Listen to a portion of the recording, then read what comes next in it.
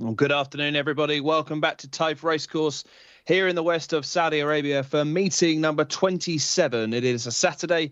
It is the pick of the racing of the week, and we have 9 spectacular races to bring you here on this Jcsa English broadcast live on YouTube.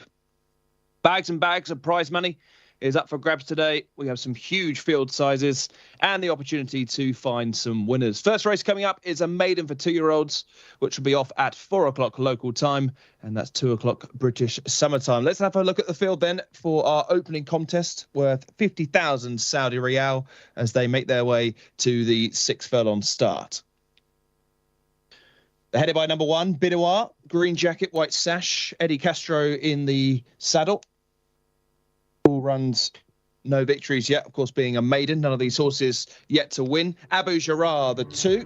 Nameen, one of the multiple debutants in this opening contest. Asif, the 4. Maestro Pro, red noseband for the 5, matching the jacket. Sahir, another debutant, the 7. Kafira, surely one of the leading hopes here.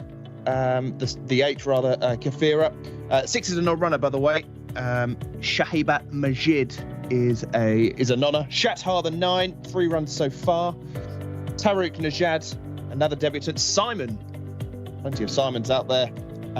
Number 11, Ibn Al-Mabib, Naif Al-Anazi is the 12. Yahuma debutant, 13. Jamil Kahir, 14. Yasanir, 15. Dari Al-Atayha is the 16. Wanim Fiq is the 17. Nakawi Yar, the 18. And of course, with that scratch, the first reserve, the 19, actually is also a nonner, having got into the race. So number 20, Deem Al-Hijaz, gets a run. It's been around 35 degrees here today. Sunset is at 5 to 7. Temperatures will drop into the late 20s. We're here in the final race, of course, which is at 8:20 in the Mecca province. We can see Shatar running here, one of the leading hopes for this race. Shatar, who's number 9 on the race card, finishing 4th back at meeting 18. So just a few weeks ago, Tariq Al-Mansour is in the saddle today. And you can see flying down the centre of the track. Sticks on for pressure. Of course, 1 or 2 horses going backwards as a line of 3 or 4 really rallying late. They were going very slow up front. And it's just going to get nicked for thirds. So comes home in 4th. Not a bad run for Shatar, and certainly one of the leading chances here. Kafira in shot there, white jacket, purple epaulets or maroon epaulets, whatever you can see.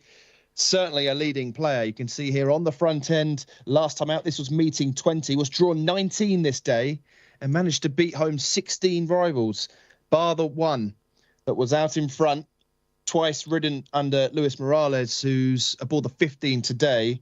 So in the plate, Rayan Autoash for the first time. And again, plugs on late really well to nick second place. The winner's gone, and the race is on for second. And Kafira, well, a repeat of this effort, will surely be going close, and nick second by about a length in the end. So there's 1 or 2 of our leading players down at the start. Of course, as I mentioned, our final race at 8:20. Look at this, tracking the horses. So horses 5 and 14 just being checked over whilst the others parade round. Look at this for modern technology. It really is fantastic coverage here on this Jcsa English broadcast. I mentioned that final race, which I will get to. It's the Jcsa Challenge, worth a whopping 150,000 Saudi Riyal. The Al Khaladia stable have a strong hand in the finale after a decent day yesterday. It was a great afternoon's work for Turkey Alofi, who rode 3 winners. Here's a couple of chances here today. He rides number 14 in our opener. Other names to watch out for: Camilo Ospina, who rode a double here 24 hours ago. He has number 7 in our first race. Sihar, a debutant, as well as Alexis Moreno, 3 winners in the last 2 days, and rides the 3 here in our curtain raiser. But we have a real mixture of maidens, open contest races, restricted to horses that only have won a handful of times, some fiercely tight handicaps, 2 Arab contests, and gradually improves with quality as we reach tonight's feature, the aforementioned Jcsa Challenge over 10 furlongs. So much to come here. We have Shamila down in the paddock, myself, Mark Francis, up here in the commentary box. Don't forget you can find all the cards on the Jcsa website, and we get underway very, very shortly. They are loading the gate for our opening race. Tariq Najad loading the stalls with the somewhat maroon jacket, green epaulets and cap. Of course, not being a handicap, which we have later, the saddlecloth numbers correspond to their post positions. Jamiel Kair is also loading the gate. We have a full field here of 18. You have to see the reserve, however, Deem Al Hijaz. But there's Kafira, who will certainly be my selection in this opening race. I think can go one better from that last time out effort. She is one of 7 fillies in here. Of course, with the reserve 21 not required. So 7 fillies. 11 colts for our opening contest, which is over 6 furlongs, 1,200 metres, 25,000 Saudi Riyal goes to the winner. It's about roughly 5 Saudi Riyal to the pound. 50,000 Saudi Riyal up for grabs. 4 o'clock local time. Meeting 27 is not too far to get underway. There's the green and yellow halves of Ibn Al-Mabib. 12. And we're over halfway loading here. And the inside is Bidewar, drawn 1. 4 runs so far, no victories. But Kafira for me, as a Maestro Pro with the red noseband, red jacket with the white spot and braces, goes in, 0 from 3 so far. Probably best effort was on debut back at meeting 2. Just kicking off at the start. Of course, plenty of these inexperienced. Just a reminder of my selection, Kafira the 8, with a big star next to her name on my race card. I just thought that effort last time that we've already seen on the screen should certainly go close here. But we could see something from one of the debutants. There is the reserve number 20. So Deem Al Hijaz, very late in the day, gets a run and gets a good post position as well. Will inherit stall number 6, Deem Al Hijaz, in the black and yellow halves. There she is. And the big white face of Ibn Al-Mabib will certainly be one of the last.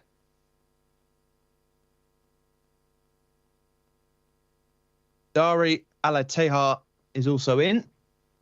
So the field are set for our opening contest here at Taif. Flags up, and they're off and racing. 1 or 2 awkward away from the start. Maestro Pro were darting out to the left and will settle in midfield early on. But in the centre, the yellow and black colours of Deem Al Hijaz, number 20, who got into the race about half an hour ago, is one of the first to show. Number 15, Yastanir, one of the debutants, showing good pace from a wide draw, and will probably take him into that first turn. So it's the yellow and black colours of Deem Al Hijaz, now dropping back to second behind Yastanir, who leads the way. After that sluggish beginning, Maestro Pro has got all the way up to third. Back in 4th position is Asif the Grey, and a couple of lengths back there on the outside is Nakar Wiyar. Several yet to get really involved, including Ibn Al-Mabib, who's caught a little bit wide there, just being preceded by the yellow and white colours, or the white and purple colours of Kafira, as they're already turning into the home straight. And kicking on here is Yastanir, first time seen on a racecourse, is already clear by a couple of lengths. Towards the inside is Deem Al Hijaz. Then in 3rd position is Asif. 1 or 2 staying on from the back of the field include Kafira, who darts towards the rail, just cutting up on the inside of Sihar, but they're still yet to get past Yastanir as they approach the final 200 metres and leads by about 3 lengths. Good advantage at the moment. Deem Al Hijaz is second. Staying on from the back of the field is Sihar, running a nice race on debut, but not as good as Yastanir. Makes a winning start under Luis Morales. Yastanir takes our first race from the staying on Sihar. The penny dropping in the closing stages, got up for second, but Yastanir got across from stall 15, showed plenty of early pace, and strided away up the home straight to take first place prize money of 25,000 Saudi Riyal. Luis Morales with an excellent start, jumped off Kafira, who may have got up to finish in the places, but Kafira beaten.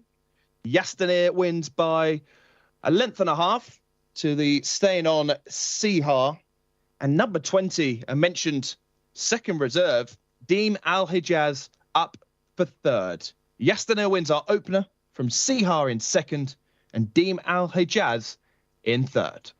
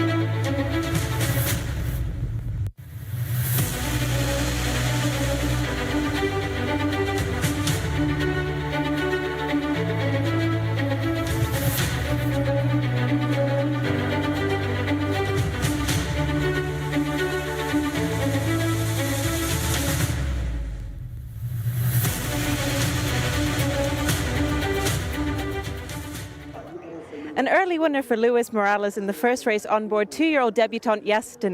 Congratulations, that was so professional, you wouldn't think it was his first time out. Well, thanks God, he did as he was doing in the morning working, because he was sharper and more relaxed in the morning than today. Today he was a little bit excited and a little bit nervous also, but he could handle it because he braked very fast, and then I take the lead pretty comfortable. He was waiting for horses. Every time they come closer, he moved a little bit more, so I believe he's a good kid. How do you keep these 2-year-olds calm? I mean, it's their first time to the races in these conditions. Do you do anything special? Well, no, I don't think me, the trainer, because, you know, he's really smart and he's been working here for long. So I think all the credit for him, you know. He teach him very well. Yeah. And do you think he could step up in trip as well? Sure. Or even if someone was faster than him, I could sit second and then come, because he was training for that. Brilliant, thanks. So bright. Thanks very much, Louis. Appreciate it, thank you. Flags up. And they're off and racing. 1 or 2 awkward away from the start. Maestro Pro were darting out to the left and will settle in midfield early on. But in the centre, the yellow and black colours of Deem Al Hijaz, number 20, who got into the race about half an hour ago, is one of the first to show. Number 15, Yastanir, one of the debutants, showing good pace from a wide draw, and will probably take him into that first turn. So it's the yellow and black colours of Deem Al Hijaz, now dropping back to second behind Yastanir, who leads the way. After that sluggish beginning, Maestro Pro has got all the way up to third. Back in fourth position is Asif the Grey, and a couple of lengths back there on the outside is Nakar Wiyar. Several yet to get really involved, including Ibn Al Mabib, who's caught a little bit wide there, just been preceded by the yellow and white colours, or the white and purple colours of Kafira, as they're already turning into the home straight. And kicking on here is Yastanir, first time seen on a race course, is already clear by a couple of lengths. Towards the inside is Deem Al Hijaz. Then in third position is Asif. 1 or 2 staying on from the back of the field include Kafira, who darts towards the rail, just cutting up on the inside of Sihar, but they're still yet to get past Yastanir as they approach the final 200 metres and leads by about 3 lengths. Good advantage at the moment. Deem Al Hijaz is second. Staying on from the back of the field is Sihar, running a nice race on debut, but not as good as Yastanir. Makes a winning start under Luis Morales.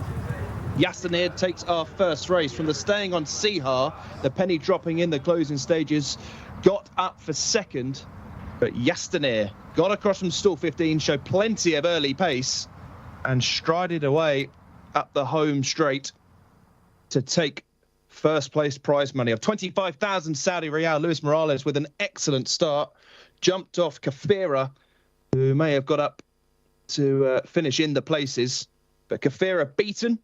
Yastanir wins by a length and a half to the staying on Sihar. And number 20, a mentioned second reserve, Deem Al Hijaz, up for third. Yastanir wins our opener from Sihar in second and Deem Al Hijaz in third.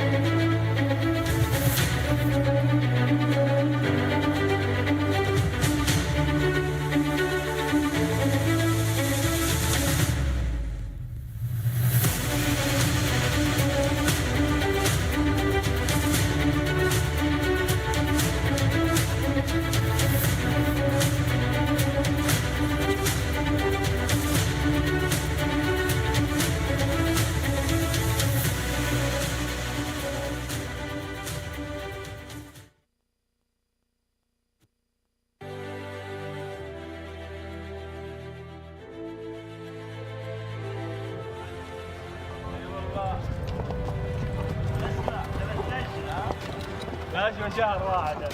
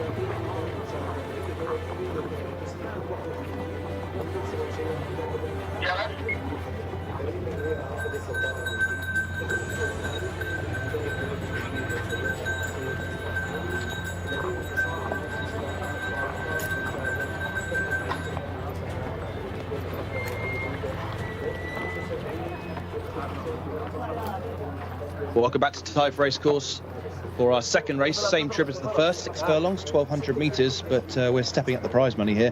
125,000 Saudi Riyal. Oh yes, 6 figures. First place prize money of 62,500. Of course, here at meeting 27. And a really, really competitive race. They're headed by number 1, Star Horse, who's had a profitable 2 wins from 13 runs. Jcsa, formerly trained in the UK, out of Muharrar, 1 win from 8. Rustam Basha, currently unbeaten, 3 from 3. Kabusia is the 4 for Hamza Saad. Balb is the 5 for Naib Al-Anazi. Kind Spirit wears the blinkers.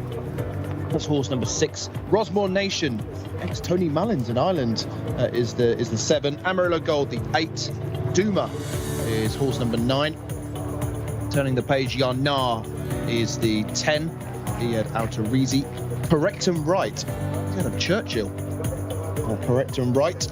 Number 12 is Saad Al-Ez. Bakil, formerly trained in the UK by a whole host of candidates. Andrew Balding, Kevin Philippart Defoy, and Jane Chapel-Hine had Bakil. And Sioux Nation, a 2-time Group 1 winner. As it was is the 14, Reem Al Riyad. I think I called home on my first meeting here. Not for Profit is the 16. The final 2 runners, Mamabat Hussein is the 17, and Inhimir the 18. So all 18 go, meaning we don't need the reserves of 19 and 20. Runners leaving the paddock then, as they head down to the 6 furlong start. A whole host of candidates here to discuss. Really is a fascinating race. There are 2 horses in the same ownership. Rafay Sanat Al Gahaban. We need to see the cap colours very shortly. But let's look at some form. This is Rustam Basha, who's currently unbeaten. 3 from 3. Of course, this is at Riyadh. First start at Taif this season. So he's coming off a bit of a layoff. And Rustam Basha gets up in time. It's a really good battle to the finish, this. But the horse over on the inside is going to prevail. Different colours to today. So it's been a change of yard now with the Al Farah stable. But Rustam Basha, certainly a leading player here, but a big layoff that he's got to overcome. Rustam Basha, number 3. This is Bakil, who we mentioned, formerly trained by the likes of Andrew Balding and Jane Chapel-Hyam. And this is also back in March. And Bakil, looks like he's bred in the UK, ran like he did as well. Kicking for home here at Riyadh once again. Mohammed Al-Hubail is in the plate today. And in familiar colours, which we see back on home shores, pretty much led from pillar to post here. And is going to fend off a couple of late challengers, the grey down the centre of the track, and there are 1 or 2 staying on towards the finish. But Bakil, shows a really good attitude. You can see he's just tying up in the closing stages, almost pulling himself up. But he demonstrates a really good attitude and wins by about a head in the end. So that was far enough of Bakil. In shot there is the 10 Yanar, which is certainly going to be the top of my shortlist. This is Yanar winning back at meeting 12, making it career victory number 2 of 8 runs. Look where it came from as well, a mile back. Yanar had been off 6 weeks, or he's been off 6 weeks rather. He was drawn 17 here, and he was always going wide. He probably covered the best part of 7 furlongs that day as opposed to 6, but sticks to the trip with a better draw in 10. The cheek pieces are retained. Wins by a length in the end. A really good ride that day. Ayad Alterizi in the saddle today. And finally, in shot, we have the likes of Rosmore Nation, Correct and Right, and also we might see Kabusiar, who are all in action. 3rd, 4th and 5th here. Correct and Right was 3rd here. This was a really good race, actually. Correct and Right was beaten by 4 lengths. A much reduced margin to the previous start. But Correct and Right has had 5 runs out of a possible 6 in the top 3. With Berto Ramos is in charge today and stays under pressure again down the centre of the track. Getting up for 4th in the end was Rosmore Nation up on the inside. And Kabusiar is just going to lose out 4th on the line to come home in 5th. So Correct and Right 3rd, Rosmore Nation in 2nd, and also Kabusiar back in 5th. Sorry, I said that completely wrong. The 11-horse 3rd, the 7-horse Rosmore Nation 4th, and Kabusiar in 5th. 3rd, 4th, 5th. So a good form line there to take into our next race. As I say, many, many chances here. You could really throw a pin at them. I thought Rustam Basha was very interesting. We saw winning form from Riyadh back in March, but the layoff is certainly a concern. Drawn well here today in new colours. But I think Yanar, as we saw just a few moments ago, has been off a little while, actually. Best part of 6 weeks, retains the cheek pieces. And I think, given that we've seen him on a racecourse twice this year, it's going to be certainly a lot fresher than Rustam Basha, who may require the run, rather. Correct and Right, certainly a leading candidate. So the form we've shown you certainly should feature the likely protagonists. Amarillo Gold was another that I thought I should mention. Camilo Ospina re-rallied back at meeting 3 on the opening start of the season. Hasn't run too badly since then. Is highly tried. Ran just a couple of weeks ago when 3rd of 18. And of course, we see plenty of big fields. So you can take horses out that are 3rd, 4th, 5th and not beaten that far. And Amarillo Gold has the blinkers on today. Yet to see which colour cap he's got, actually. Amarillo Gold. But certainly also a likely player, formerly trained by Jamie Osborne back in the UK. Jcsa in shot there, former David O'Mara. 1 win from 8. Best of those, probably 2nd back at meeting 5. I think I just saw Amarillo Gold in the background with a red cap. Just need to double check that in a moment or two. Yes, it's a red cap for Amarillo Gold. So you'd presume Kind Spirit's in black, but we'll double check very shortly. This is a race for horses that have won between 1 and 3. So we have no maidens in here. Black cap there for Kind Spirit. So black cap for Kind Spirit and red for Amarillo Gold. So the runners are down at the start. About 2.5 minutes, maybe less, to the scheduled off time. Usual open race here, rather, for the fillies and colts, local imported. We mentioned plenty of imported runners here. I think as many as 7 come from overseas. We've got 4 fillies. The 4, the 14, the 15 and the 17. And we've got a couple of greys in there as well. Duma, the 9, and Inhimir, the 18. And some very nice pedigrees, as we mentioned. The top horse, Profitable, or star horse, Ada Profitable. Muhara is the sire of Jcsa. Churchill, who we've already mentioned, former Guineas winner, Correct and Right. Ortard, Reem Al Riyadh. Profitable's got another one in the shape of Not, as Kabusiar goes forward. Background there is the blue and white of Not for Profit. Bakil into stall number 13.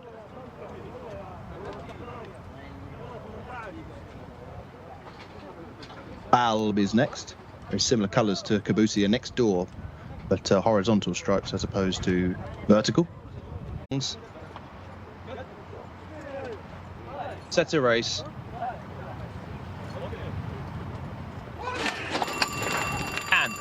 They're off. Decent line. Yellow jacket in the centre of San Al-Ez looking to get across from stall number 12 and is certainly one of the first to show. Rustam Basher up towards the inside, defending that unbeaten record. Probably has second over the blue and white colours of Balb, and these are the first three.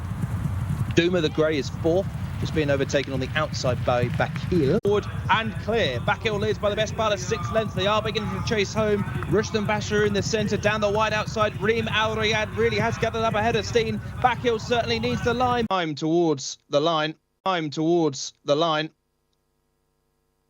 And has fended off Reem Al Riyad, who has finished in second. And the 6 Kind Spirit was back in third. Bakil wins. Reem Al Riyad, good run in second. He'll be winning, or she'll be winning very soon, I'm sure. And back in third was Kind Spirit, fending off that position from Correct and Right.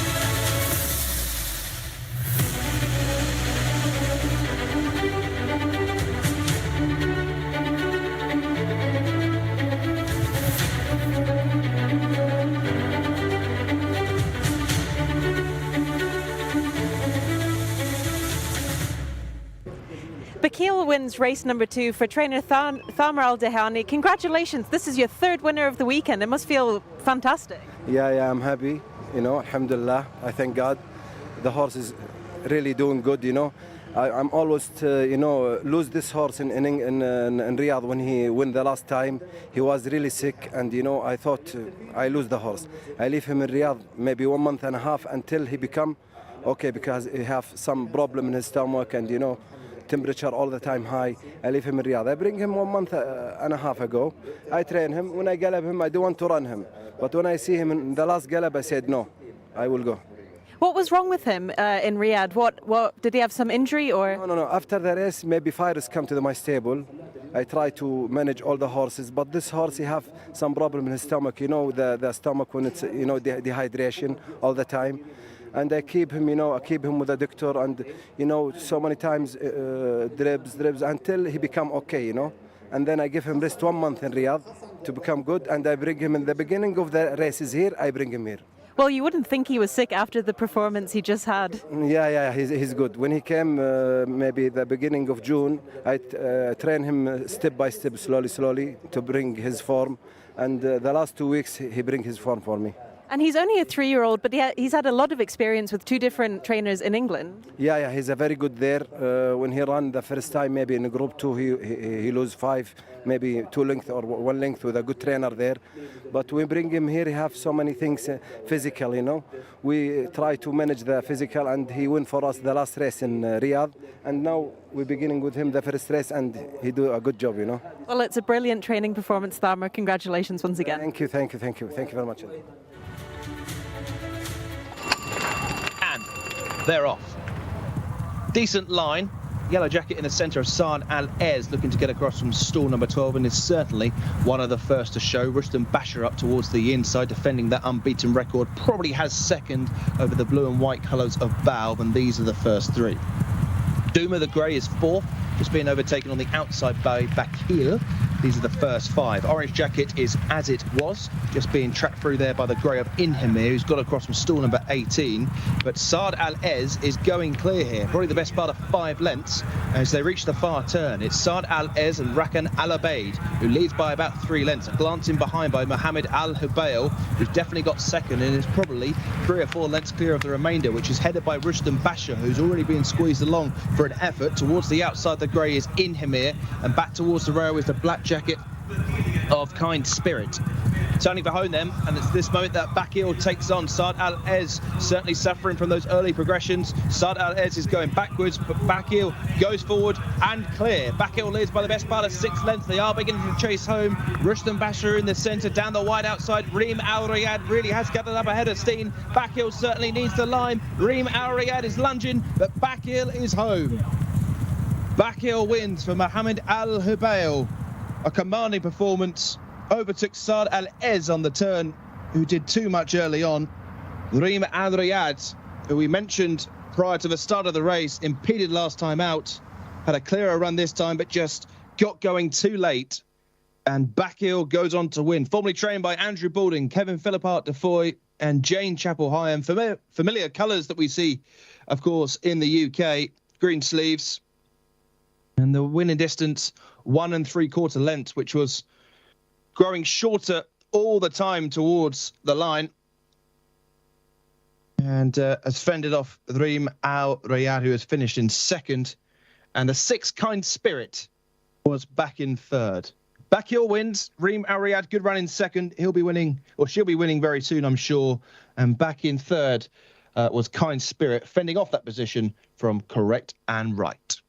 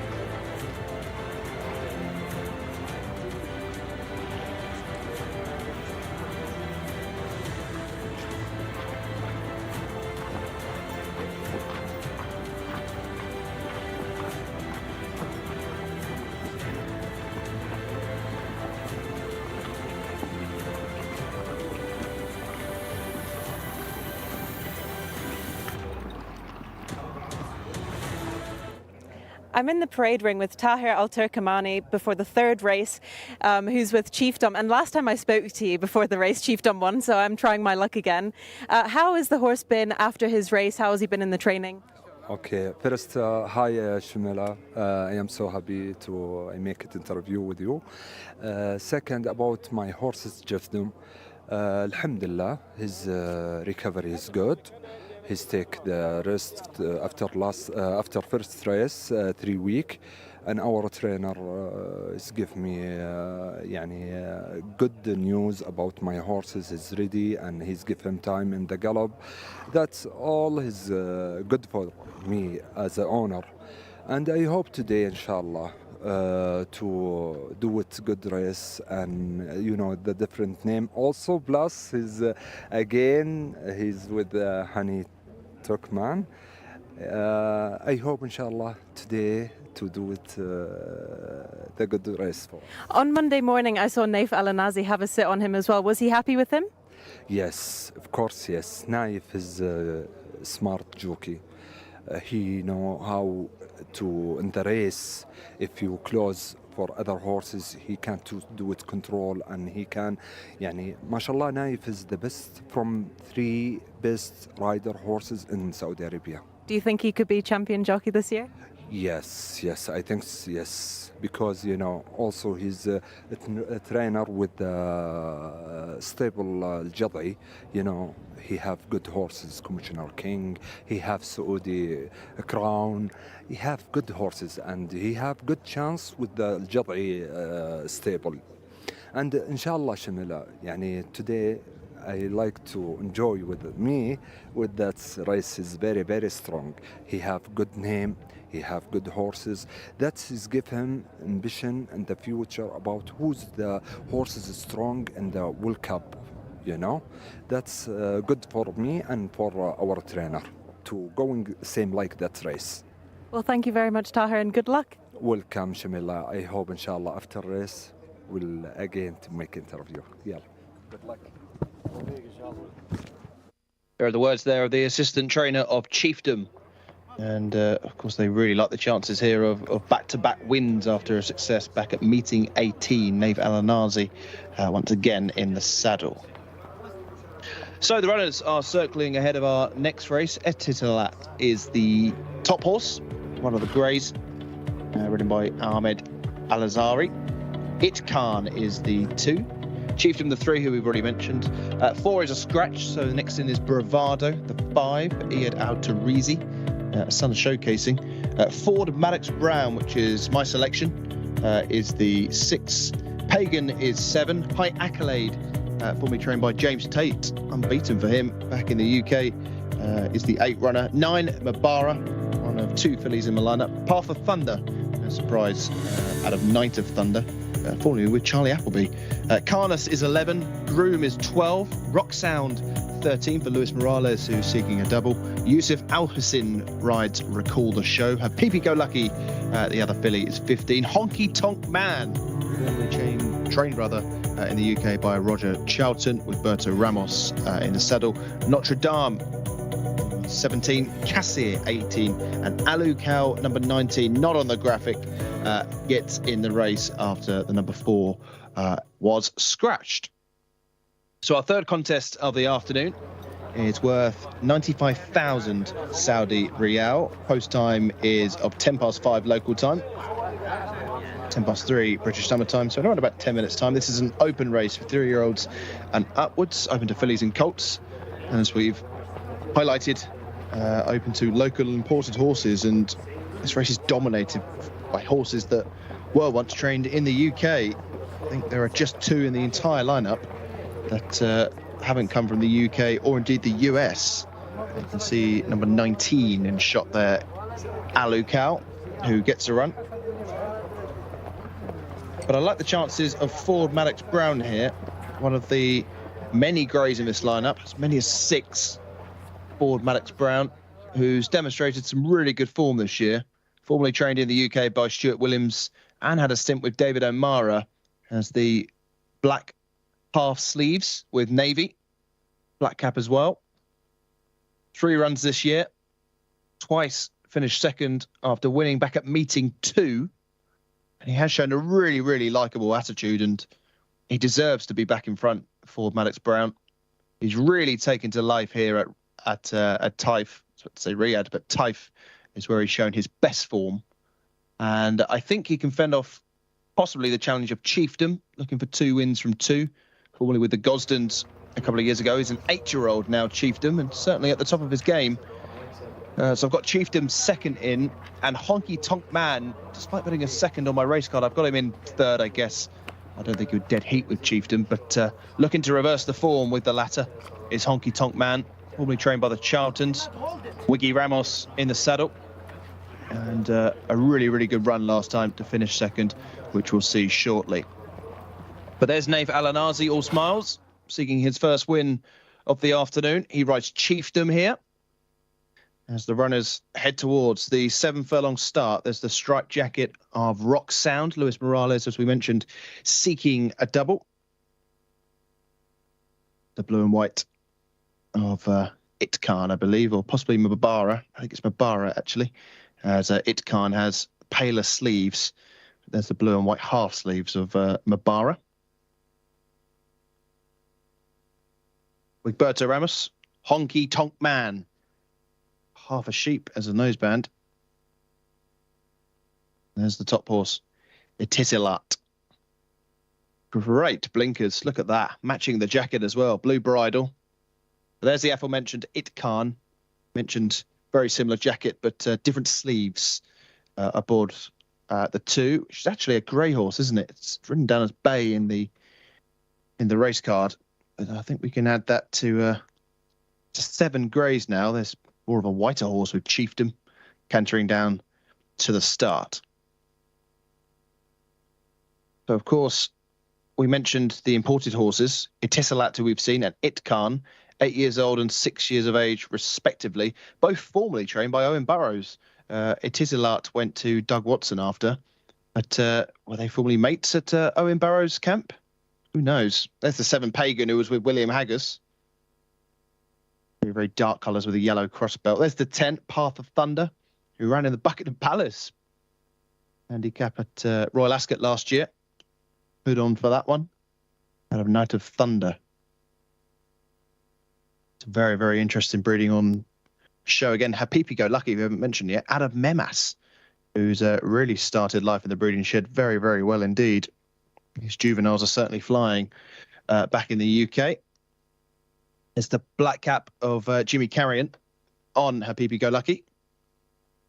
Just a reminder that the 4 is a non-runner here, so 19 gets a run. There's Cassier, the 18, drawn widest of all. Alukau inherits barrier number 4 as the runners are heading towards the start. Very similar colours and shot there of Karnas. He has the yellow cheek pieces. And in the foreground, Chiefdom, both greys, which really helps, but similar colours, cheek pieces on Karnas should certainly assist the commentator here. There is Ford Maddox Brown, my selection here, grey horse, who we can see in action, finishing second last time out. 3 runs so far this year, a win on return meeting 2, and back-to-back seconds. And although it doesn't seem likely he's going to win this race, I really do like his attitude as he hits the line. He really plugs on for pressure, gives it his all, and I love horses that are so enthusiastic about their racing. He really doesn't give up. 1 or 2 flashes of the tail in the closing stages, but he's clear of the remainder. The winner's gone. Only loses out by, 2 lengths, but was 5 clear at the line of the remainder. And a repeat of that effort should see him go close. And as I say, he's a very, very likeable horse. Always runs well with a great attitude. Speaking of good horses, Honky Tonk Man in the foreground here with the red colours, chased by Chiefdom. And these two are going to fight out the finish here. Not too much differential between the weights. 3 kilos, the difference today. But you could argue, I guess, that Wiggy went a little bit early on Honky Tonk Man, who was having his first start here in Saudi, and Chiefdom easily rushes aside Honky Tonk Man, who is pulled up in the end, but accepted defeat, if you like, in the final 50 meters. But still, nevertheless, a very good run, as we mentioned. Red with the white epaulets for Honky Tonk Man. Third bit of form to show is Pagan, formerly with William Haggis. Today wears the dark jacket with the yellow crossbelts. This is at Riyadh, by the way. He's usually a consistent horse.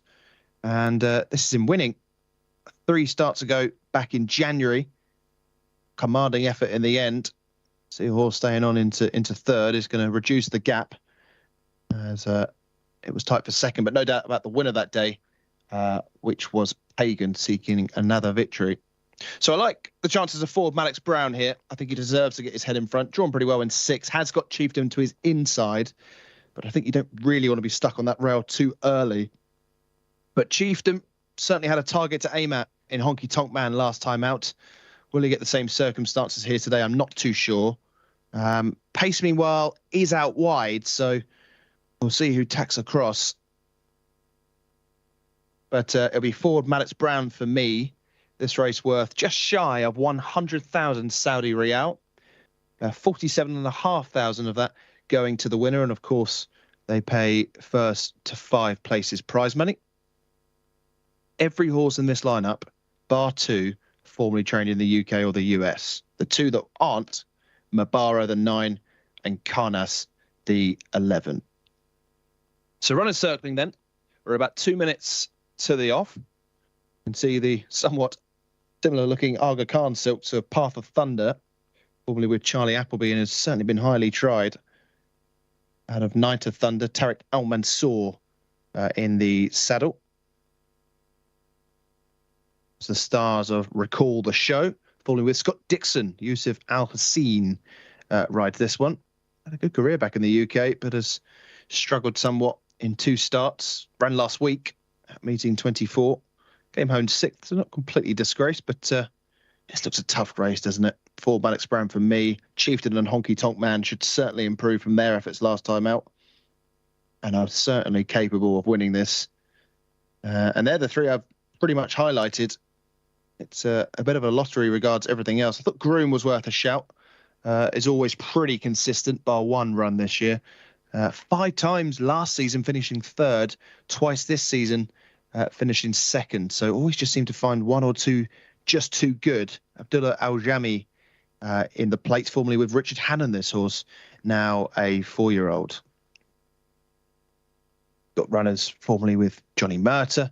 The Charltons, of course, we mentioned Honky Tonk Man. Bob Baffert, formerly Notre Dame, was over in the States with him. Black with the check sleeves here. Runners from the Crisfords, the Applebys, both of them, that is. And, of course, that pair from the Burrows Yard who top the card. So the loading process about to get underway here. This is race number 3, 1,400 metres, so we're up a furlong here. We're up to 7 furlongs. Habibi Go Lucky will be one of the first to be loaded. Terrific job here the stalls handlers do. You rarely see a delay at Taif. I think certainly 1 or 2 can learn back home of how to load these horses without any delays. A few spectators enjoying their afternoon's racing, dressing up as well. Lovely weather here at Taif. The sun will be going down in a couple of hours' time, so enjoying the weather. There's the 11 Karnas with the yellow cheek pieces. Should be hopefully easy enough to spot. Forward Maddox Brown goes in, slots in alongside Bravado. See Iyad Al-Tarizi. These fabulous shots in the stalls. Really is fantastic coverage here at Taif. Really good cameras around all corners of this racecourse. You can see the mile start right in the distance there, which we'll be using a little bit later on. We've got some 1.25 races, 1.5 race a bit later on as well. Itisalat on the inside there of Itkan. So a sea of greys in this race. Pagan is next, white cap, yellow crossbelts. Lovely looking horse, isn't he? Wouldn't expect anything different from a horse formerly trained by William Haggis. Path of Thunder is next. Those out wide are already loaded. Honky Tonk Man, I think, will be the last. You can see the sort of maroon and yellow there of Alukau, the reserve, who's been gifted with stall number 4 and is certainly not without a chance. Runners are loaded then for our 3rd contest. Lined up, and they're off. Racing away then for race number 3. Good start on the inside by Ititilat, drawn 1. On the outside of him is Itkan as they begin to tack across and complete their first furlong. So towards the inside, Ititilat has a host of challengers out wide, including widest of all Kassir. Just in between that, Notre Dame is up there, so too is Honky Tonk Man. There's a really good pace on show here. Rock of Sound up there, along with Itkan, who we've already mentioned. And there's probably 6 or 7 going for the early lead. Ford Maddox Brown also prominent. So Ititilat is handy right towards the inside, leads by about a head to Honky Tonk Man in second. Between that pair, we have Ford Maddox Brown, and just in behind these runners, we have Rock Sound. Further wide out, we have Kassir, and then Notre Dame, the 17. So the first 6 or 7 covered by about 3 lengths. The next wave of runners are headed by Chieftain, the grey on the inside of the red and white colours of Groom. Further out to Notre Dame, who's just dropped back a couple of positions. Alucao is certainly making a bit of ground on the turn as they approach their final 400. Ford Maddox Brown then goes on by about half a length to Honky Tonk Man and Wigberto Ramos in second. It's between these two at the moment. Chieftain back towards the inside, needs to find a little bit extra, and so too does Kassir as Honky Tonk Man takes it up with 200 metres to go. Honky Tonk Man ahead. Chieftain on the far side is beginning to run on. It's the same two. Ford Maddox Brown gives way back to third. Honky Tonk Man in front, reverses the form with Chieftain. Honky Tonk Man wins. Chieftain second, Ford Maddox Brown back in third. A high-class 1-2-3. Jimmy Jerkins with his first winner at Taif Racecourse. Honky Tonk Man for Wigberto Ramos, a horse we saw in the Racing League at the UK last year, has gone on to win, reversing the form with Chieftain from last time out. Old foes clashing at the head of affairs. Ford Maddox Brown certainly gave his running, and he was back in third, keeping up his recent good form, but found too good today. Honky Tonk Man, great attitude, took it up on the turn, wins by 1.5 lengths to Chieftain in second. Probably just got going a little bit too late, had a bit of traffic problem on the turn for home. Honky Tonk Man was already away.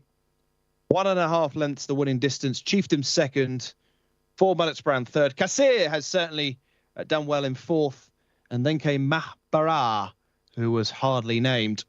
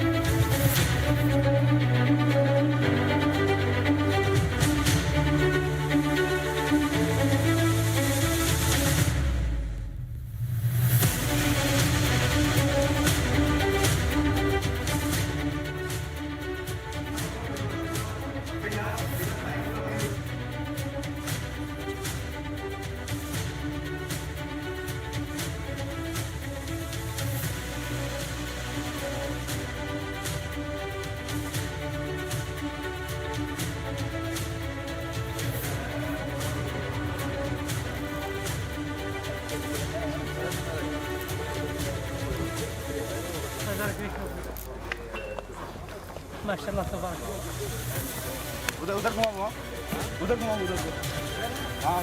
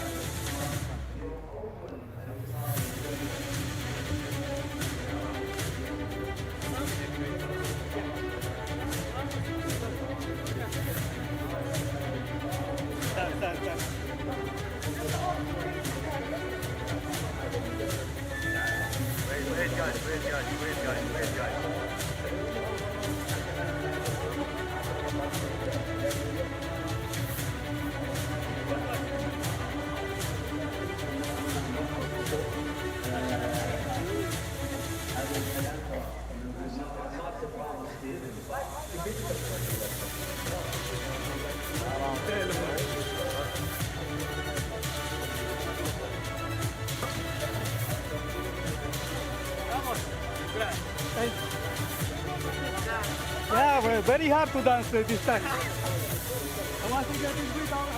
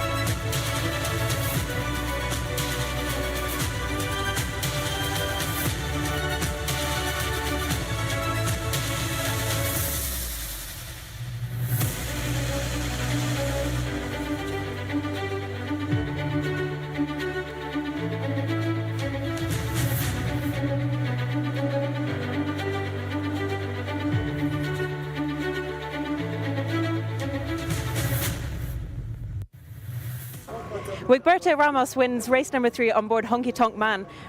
He was deserving of that winner after his last run, coming second. Right.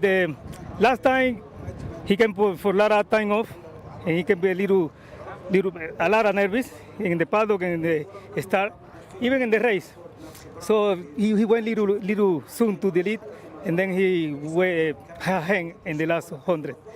Today, from the paddock, I see that he was more calm. So maybe he want to run good, or maybe he want to run badly. But he did good. He did good today. He took the lead easy. He got a lot of horse to left, so he did good. He did good. Yeah, like you said last week, last time he ran, he was so keen, and even in the parade ring, he was jumping around and on his toes. But he seemed so much more professional today. So right, and he was sweating a lot. 2 times he fall in here and 1 time in the paddock. But today, the thing I'm riding, he was so nice, so calm. And it must be a great feeling to ride first winner for Jimmy Jerkins as well. Yeah. Also, I know him for a long time in America. I went racing for him, and his father, I ride for his father too. He's a good rider. I was worried I wasn't going to see you dancing this week, but I'm glad you're back in the winners. Me too. This was one of my best chance today. So if I win here, I don't think I won't dance with this. Well, I hope you have a few more winners before the end of the night. I hope. Thank you. Runners are loaded then for our third contest. Lined up, and they're off. Racing away then for race number 3. Good start on the inside by Ititilat. Drawn 1. On the outside of him is Itkan as they begin to tack across and complete their first furlong. So towards the inside, Ititilat has a host of challengers out wide, including widest of all, Kassir. Just in between that, Notre Dame is up there, so too is Honky Tonk Man. There's a really good pace on show here. Rock of Sound up there, along with Itkan, who we've already mentioned, and there's probably 6 or 7 going for the early lead. Ford Maddox Brown also prominent, so Ititilat is handy right towards the inside, leads by about a head to Honky Tonk Man in second. Between that pair, we have Ford Maddox Brown, and just in behind these runners, we have Rock Sound. Further wide out, we have Kassir, and then Notre Dame, the 17. So the first 6 or 7 covered by about 3 lengths. The next wave of runners are headed by Chieftain. The grey on the inside of the red and white colours of Groom. Further out to Notre Dame, who's just dropped back a couple of positions. Alucow is certainly making a bit of ground on the turn as they approach their final 400. Ford Maddox Brown then goes on. by about half a length to Honky Tonk Man and Wigberto Ramos in second. It's between these two at the moment. Chieftain back towards the inside, needs to find a little bit extra, and so too does Katir as Honky Tonk Man takes it up with 200 metres to go. Honky Tonk Man ahead. Chieftain on the far side is beginning to run on. It's the same two. Ford Maddox Brown gives way back to third. Honky Tonk Man in front reverses the form with Chieftain. Honky Tonk Man wins. Chieftain second. Ford Maddox Brown back in third. A high-class 1-2-3. Jimmy Jerkins with his first winner at Taif Racecourse. Honky Tonk Man for Wigberto Ramos, a horse we saw in the Racing League at the UK last year, has gone on to win, reversing the form with Chieftain from last time out. Old foes clashing at the head of affairs. Ford Maddox Brown certainly gave his running, and he was back in third, keeping up his recent good form, but found too good today. Honky Tonk Man, great attitude, took it up on the turn, wins by 1.5 lengths to Chieftain in second. Probably just got going a little bit too late, had a bit of traffic problem on the turn for home. Honky Tonk Man was already away. 1.5 lengths the winning distance. Chieftain second, Ford Maddox Brown third. Kassir has certainly done well in fourth, and then came Mahbara, who was hardly named.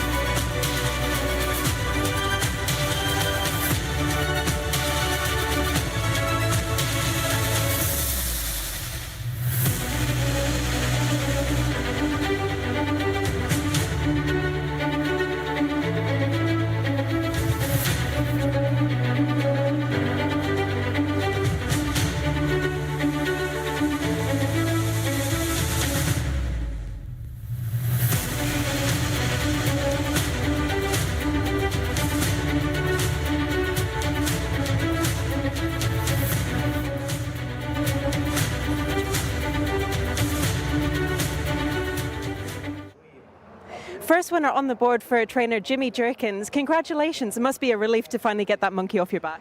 Yeah, it is. I must admit, it's a little breathing room anyway for a little while. And he was a deserving winner after coming second last time out. Yeah, he did. He ran very, very hard. Just off of workouts to run like that.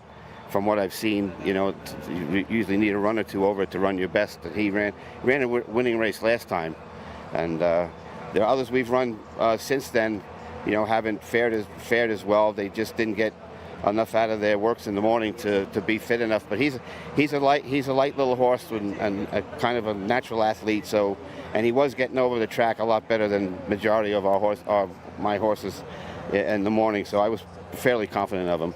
Have you found it quite tough? Have you had to do a change of tactics since you've been here? Well, just kind of accepting the fact that you can only do so much in the morning. It seems like you don't want to overwork them and have them get injured and then get stale for the race. So, it's kind of a fine line to now we're pretty much making sure they're fit enough they can handle it if they get tired when they run in the afternoon is basically what we're doing. So we're just gonna keep going and keep them sound and happy and healthy and strong and run them back within a reasonable amount of time, not next week, but 2 or 3 weeks anyway. That should be okay. Set us up good for October. Thanks very much, Jimmy. I hope you have a few more winners now. Thank you. Me too.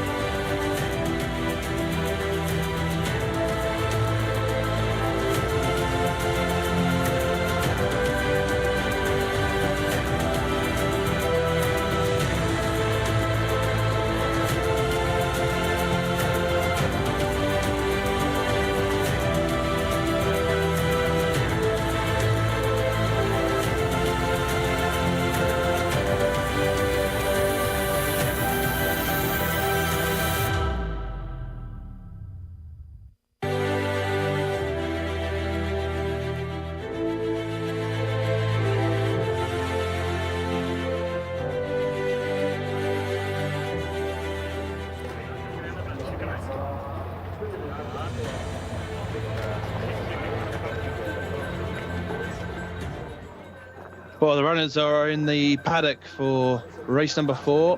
First of our handicaps. This is a 0 to 80. The 3-year-olds and upwards, fillies and colts. The local and imported. Dr. Yumze, one of those imported from the Johnson yard, heads the field. Will carry top weight of 62 kilos alongside number 2, Tornadic. 62 kilos for the top 2.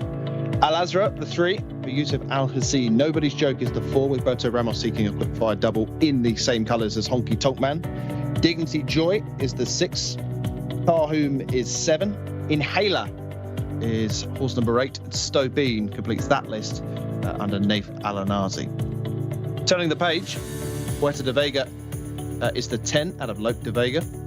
Karaginski is number 11 out of Dubawi. Lelabad is the 12. Rapid Best, green with the white epaulets. Also horse in the blinkers with stall number 2 on his side. Pennywern Taverner, formerly trained by William Haggis. Dulabati, ex-Michael Dodds, ran well a couple of times in the UK. The cheek pieces and the noseband on today. Assad is the number 16. Benita B is 17. Turning the page, the final 2. Just be one on this list. Jasmine is the 18. The one reserve gets in because horse number 5 is out. Obayat Al Mohammedia is in. That's horse number 19. Takes on draw number 1. So the runners are exiting the parade ring. 3 kilograms between the horses here in this handicap. So a very tightly knit group. We've got as many as 9 horses formerly trained in the UK or indeed in France. There's the black cap of Karaginski. Lovely looking horse, Karaginski.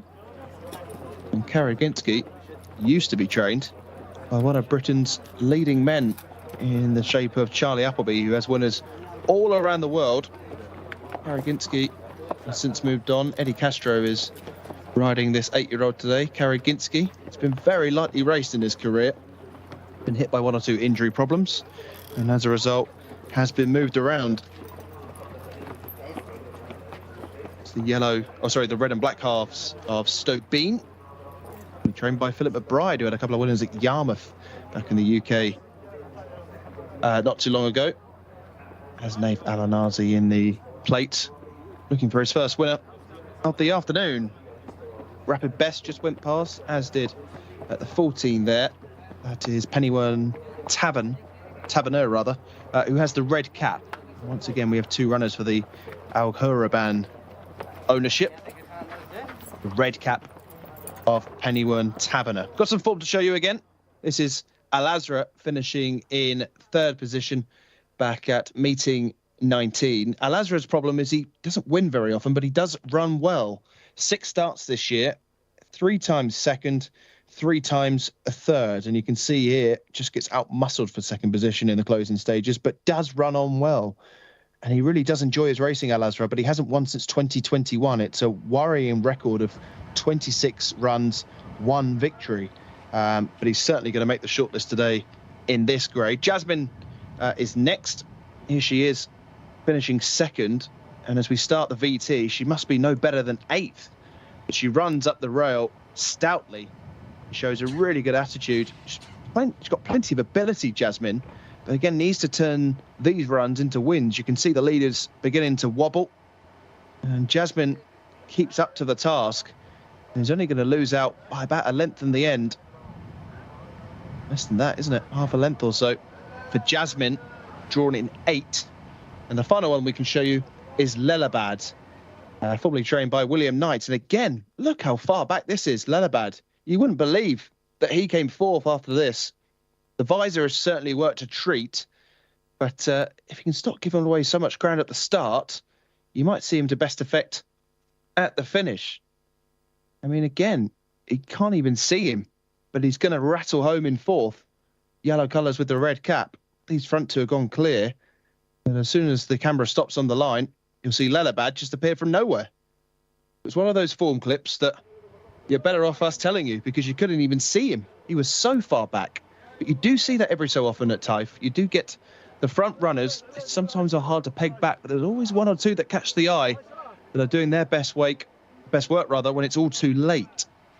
And Lelabad, that was his 2nd start of the season. should certainly improve for the effort. Again, a lot of these are still learning the know-how, if you like, of how to run around Taif. Of course, the jockeys know all too well, but Lelabad, formerly trained by William Knight, running on the artificial here, the dirt surface. Certainly warming up to the task. There's the red cap of Pennywern Taverner. Out of Slave Power, this 4-year-old. Camilo Ospina in the saddle. Here he is with the red cap, drawn in stall 10. Of course, a handicap here, so gate positions are drawn out. It's the yellow and blue of Al Azra, that we've already discussed, and the green and white seams, or braces, if you like, of Inhaler. So race number 4 is certainly one of tonight's best races. It's worth 120,000 Saudi Riyal, half of that going to the winner. Again, we're paying out to the first 5 places. 6,000 goes to 5th, which is about 1,000 British sterling. It's not too bad for coming 5th, is it? Full field of 18, of course, with the non-runner, the 5, who's out, Obayat Al Hamadiyah, taking stall number 1. But my selection here, well, it's so wide open. It really is a tough race. I thought Al Azra was certainly worthy of a shout. Karaginski was certainly worthy of a shout. But I think the pin has dropped on Jasmine here, who has run so well this season without winning. 5 starts so far. She ran on the opening day of the season back at meeting 1, finished 4th. Since then, twice come 5th, a 3rd, and a 2nd, which certainly stands out at meeting 14. She's had 2.5 weeks off. Abdullah Al-Khalidis rides Jasmine here. She's only a 3-year-old. She's a lot younger than most of these. I think there's only one horse in the entire lineup who's actually younger than her, and that's Obayat Al Hamadiyah, who's drawn on the inside, as we've already mentioned. But Jasmine, for me, you're looking for a blue jacket with a checked white sash. You can just see it in the background through the plants there. And a big fluffy noseband should be easy to spot. But the runners are assembling at the start. Once again, we're over 7 furlongs, just shy of a mile, as the public watch on with interest. Some good horses on show here, and a wide range of spectators enjoying their days. Of course, Saturday is certainly the pick of the action here at Taif. We'll be back next week, of course, with meetings 28, 29 and 30. So plenty to look forward to here, where, of course, I say, of course, as though you already know, we're stepping things up a gear. We're looking forward to welcoming some new members to the team here on this English broadcast. Got some new presenters, new reporters, and a brand spanking new studio to show off. So things changing quickly here out in Saudi. And indeed for the channel, we've got a fabulous production team and a stellar cast of presenters and amongst others, commentators, I should say, yeah, of course. Producer Greg in my ear with that one. But yeah, a great crew assembling here at Taif. Of course, we head to Riyadh later in the year, but still plenty to enjoy here in the western region of Saudi Arabia. Some really good racing to look forward to. Some great handicaps, some good open contests, and some challenge and award JCSA contests as well. So look forward to welcoming some new names on Thursday. Make sure you join us. Of course, we race Thursday, Friday, Saturday again, but much closer to home. We have the 5:45, 1,400 metres. So for me, it's Jasmine, but I thought Al Azra, who's run so well this year without winning, I don't know if it's a problem with the horse or the ride or anything else. He always seems to run well, but finds one or two too good. He's run 6 times already this season, but the strike record of 1 win from 26 is a worry. There goes Stone Bean into stall number 5. Karaginski was another one that was of interest. Very experienced. Would suggest he's more exposed than the rest of the field, but he's very lightly raced for his age. There he is going into stall number 12.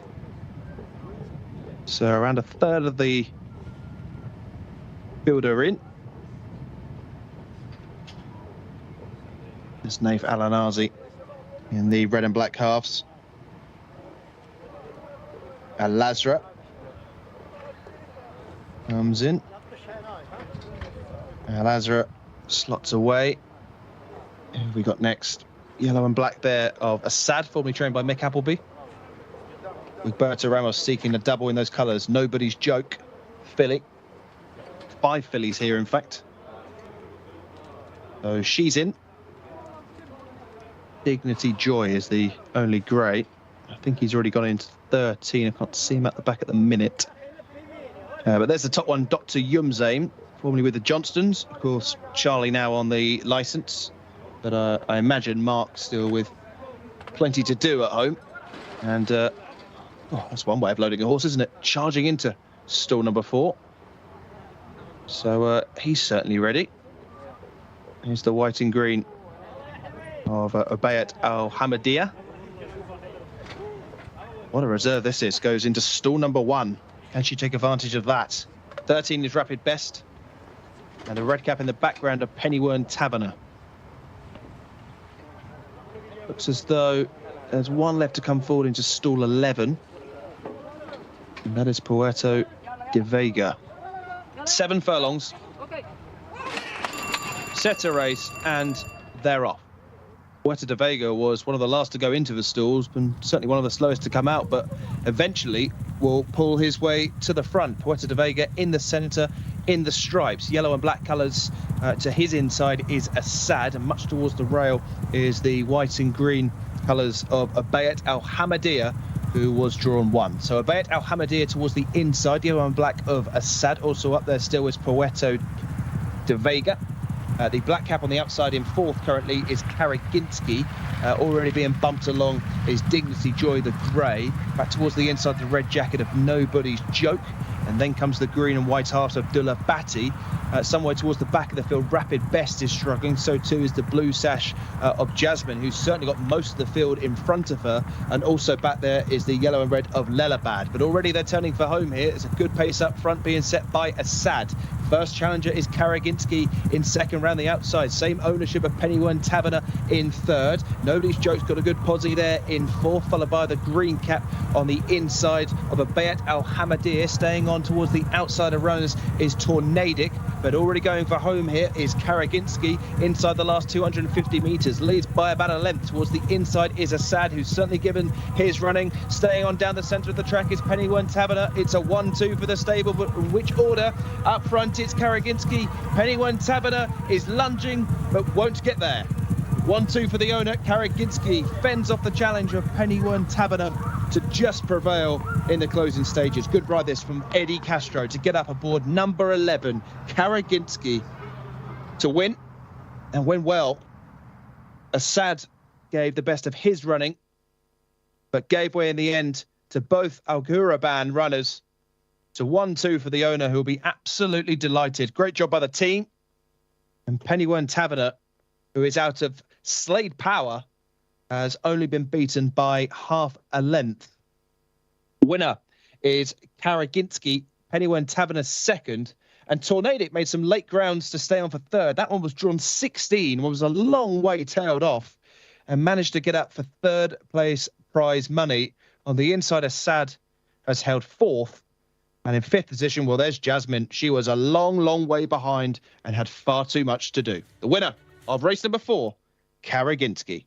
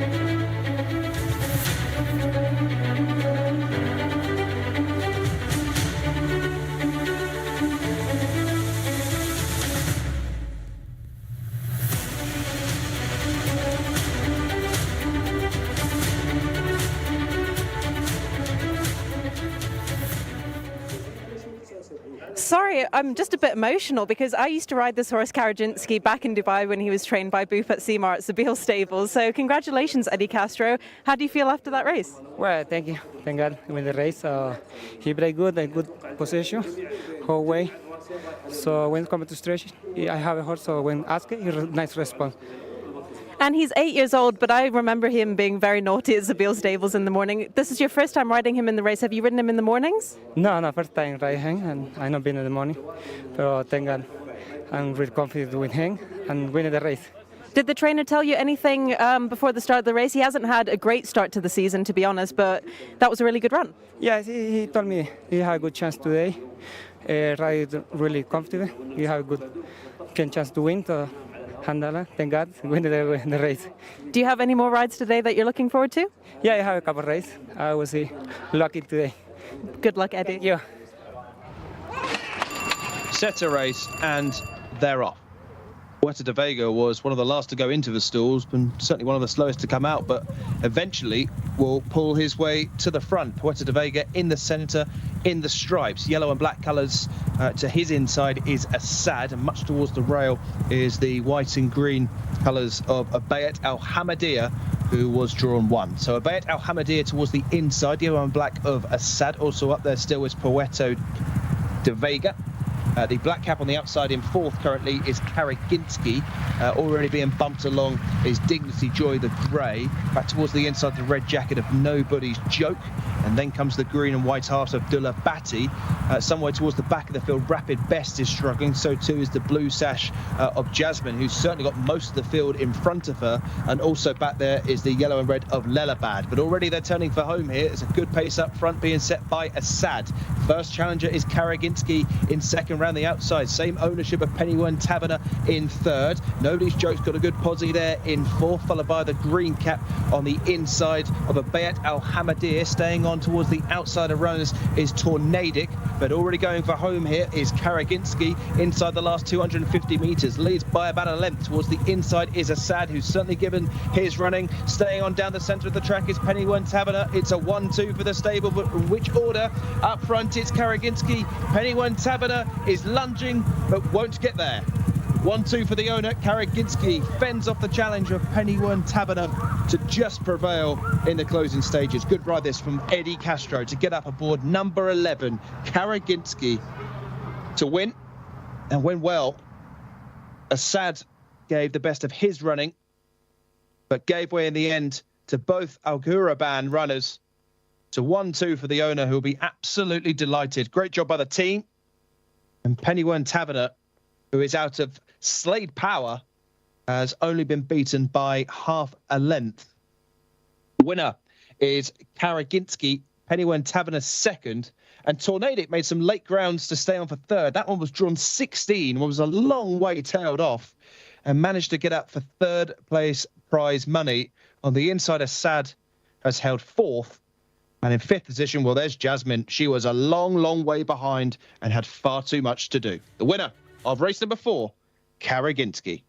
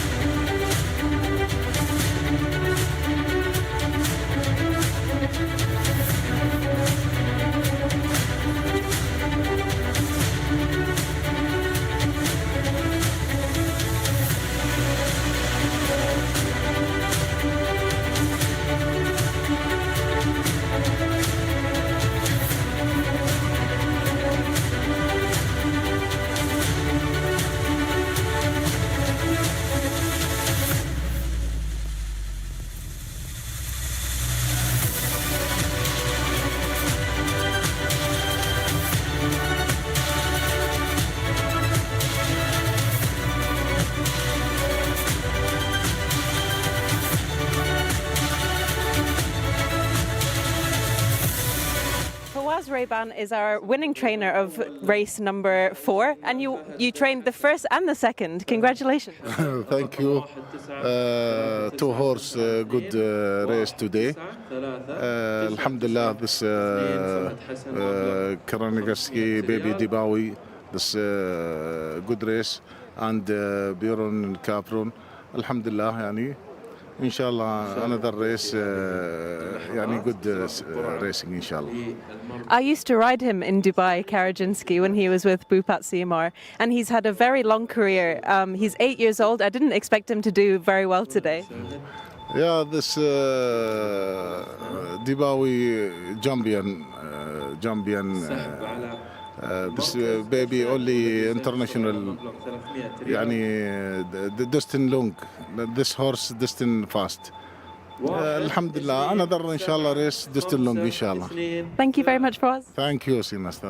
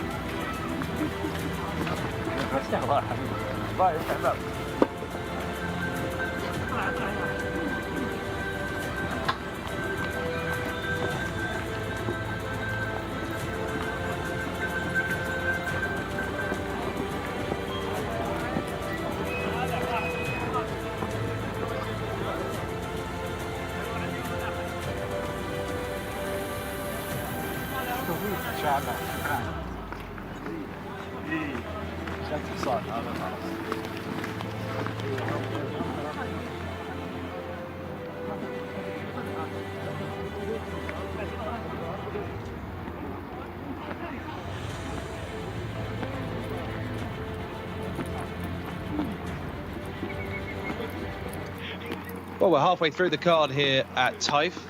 This is race number 5. This is a fillies maiden worth a whopping 50,000 Saudi Riyal, a lot of money for a maiden. So restricted to fillies, of which we have 15 of them, and again open for local and imported. So here are the runners and riders. The top one doesn't go, so Miss Helen heads the pack. They all carry 58 kilos here. And Miss Helen's out of US Navy flag, that champion juvenile from Aidan O'Brien's a couple of years ago.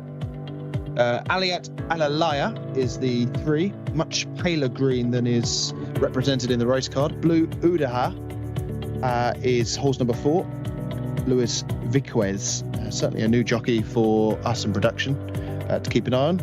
Ju Waniar is the 5. Nuta Al Hijaz with the red blinkers is the 6. Soli the 7. Zircon is 8. Tawakar, the green and the yellow halves, is horse number 9. So horse number 9, filly number 9. In no time, the 10 will be the selection from the commentary box. Sakaka is the 11. Sanihar the 12. Azil Al Sahani. Norrose with the blue noseband is number 13. Amirat Flores has blue with white hoops, number 14. Simt, second in on my selections, at number 15. And the field is completed by filly number 16, Bazat. A field of 15 heading to the 1 mile start here. There's the spot jacket of Blue Uda. Luis Viquez riding this one, yellow sleeves, red spots. I believe he might be another Panamanian jockey here. Yellow cap. 25,000 Saudi Riyal going to the winner. Aliat Alalaya playing up a little just in the background there. But I thought In No Time was the horse to start on here.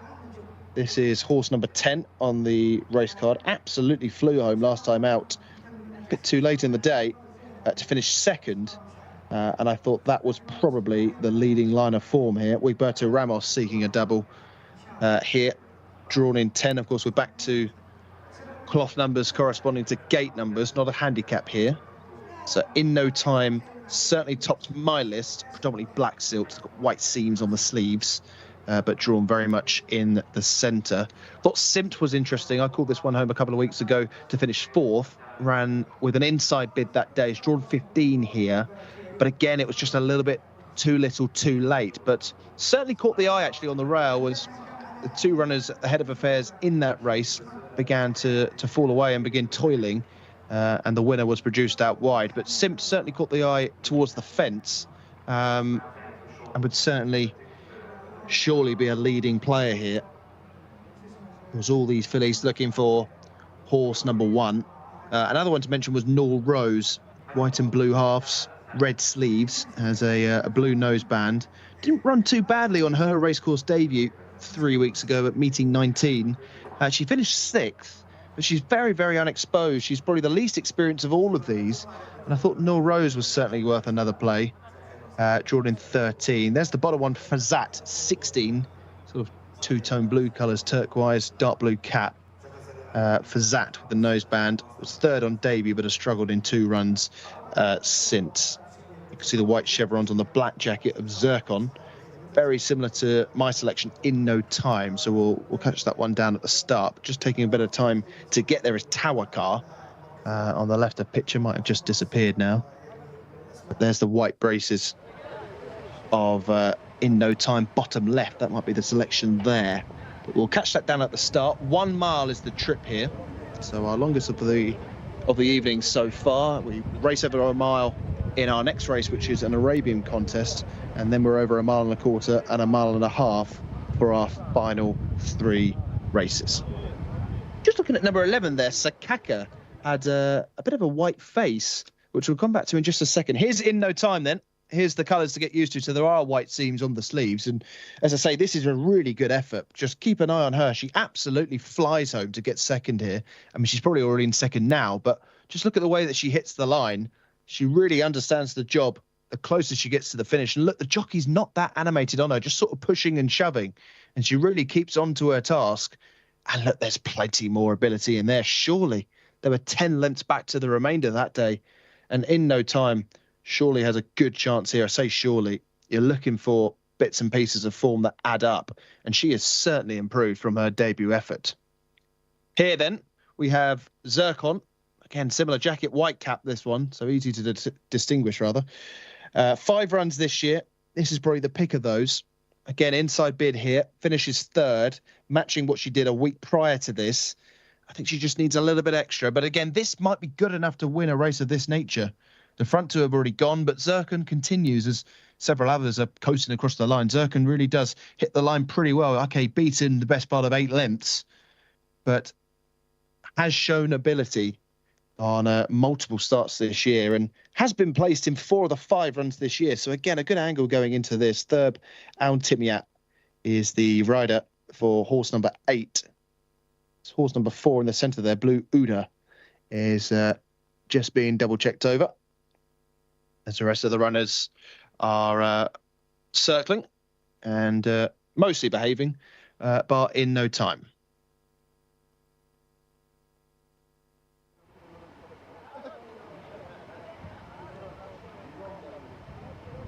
So 1 or 2 bits of interest from home. Richard Hannon used to train Miss Helen, who's effectively the top one here. And Stooley used to be trained in the UK as well by Adrian Nichols. So, again, not as dominant as our last race, but 1 or 2 interesting angles from horses formerly trained in the UK. It's number 14, Amirat Fares. And number 12, Sanihar. The jacket is just a little bit different to what you've seen in the race card. But the loading process shouldn't be too far away. I think Nor Rose is just being double checked over. He's taken a couple of turns. And I think the vet and starters will be happy to commence the loading process here. So we're about 3 minutes to go until the start. Look at this. That's exactly where they are on the track. So number 3's taking a bit of a strange course, but the rest are all behaving. Fantastic graphics here on this Jcsa English broadcast, and they're only going to get better, ladies and gentlemen, over the next few weeks. Just looking forward to Thursday, big day for the channel, with brand new set, new staff, new voices as well. Darren Owen joined the commentators roster. Of course, the likes of John Blance and Anthony Ennis, Alex Fussy, done a great job so far, and we're certainly enjoying this new role here in Saudi Arabia. Fabulous drone shot of the start, the 1 mile start down the chute. Our 1.5 and 1.25 mile races will commence in the home straight. That's as far back as the mile straight goes, but there's a good 4 furlongs before they end up turning. Aliat Alalaya in the background, who's some way away from the others. As I mentioned, she is in much paler green than advertised on the race card.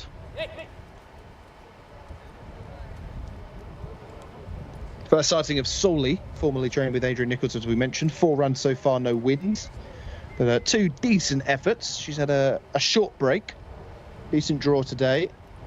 Rayan Auto Ash is the jockey, seeking his first winner on the card. 4 jockeys here looking for doubles, including Eddie Castro on the 13. Roberto Ramos rides my selection In No Time, so the perfect man for the job.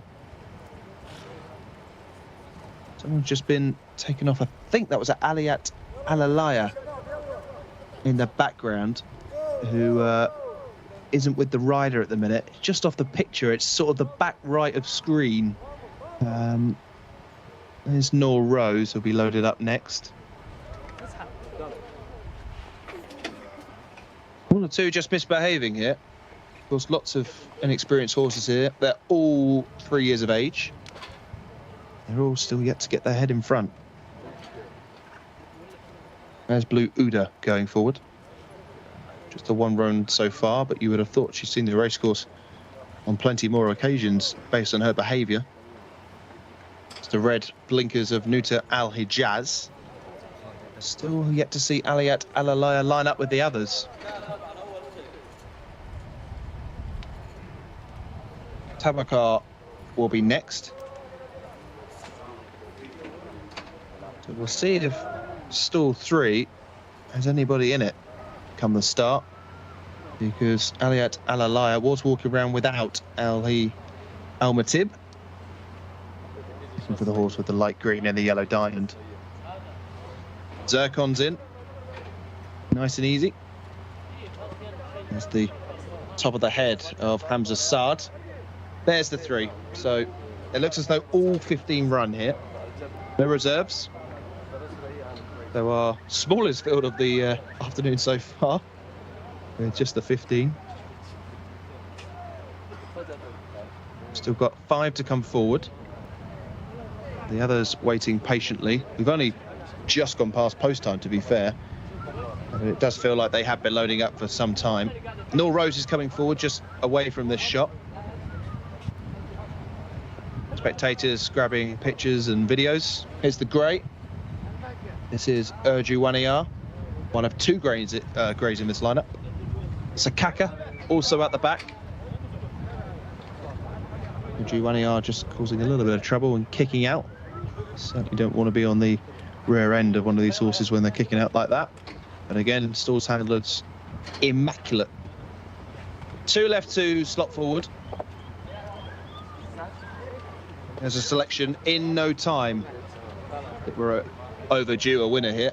And she will be the last one to come forward under Wigberto Ramos. Can she go one better than last time out? It's in no time for me. 15 runners set for race number 5. Lined up.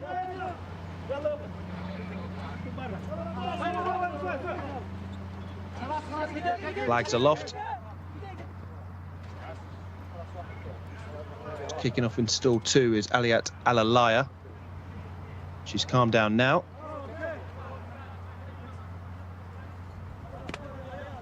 Just one better rope being removed from the front of stall number 13. And we race.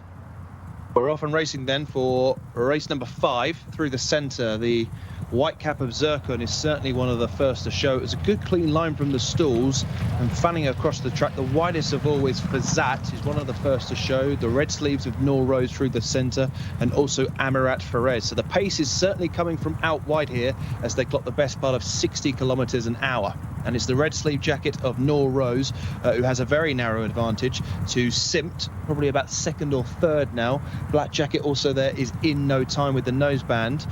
Towards the rail now is Nor Rose, so these are the first 2. Nor Rose red sleeves, and out further out is in no time. These are the first 2. The red blinkers on the inside is Nuta Al Hijaz, probably has 5 to his right, including Zircon. Also the 2-tone blue colours of Fazat. Just further up wide is Amit Perez.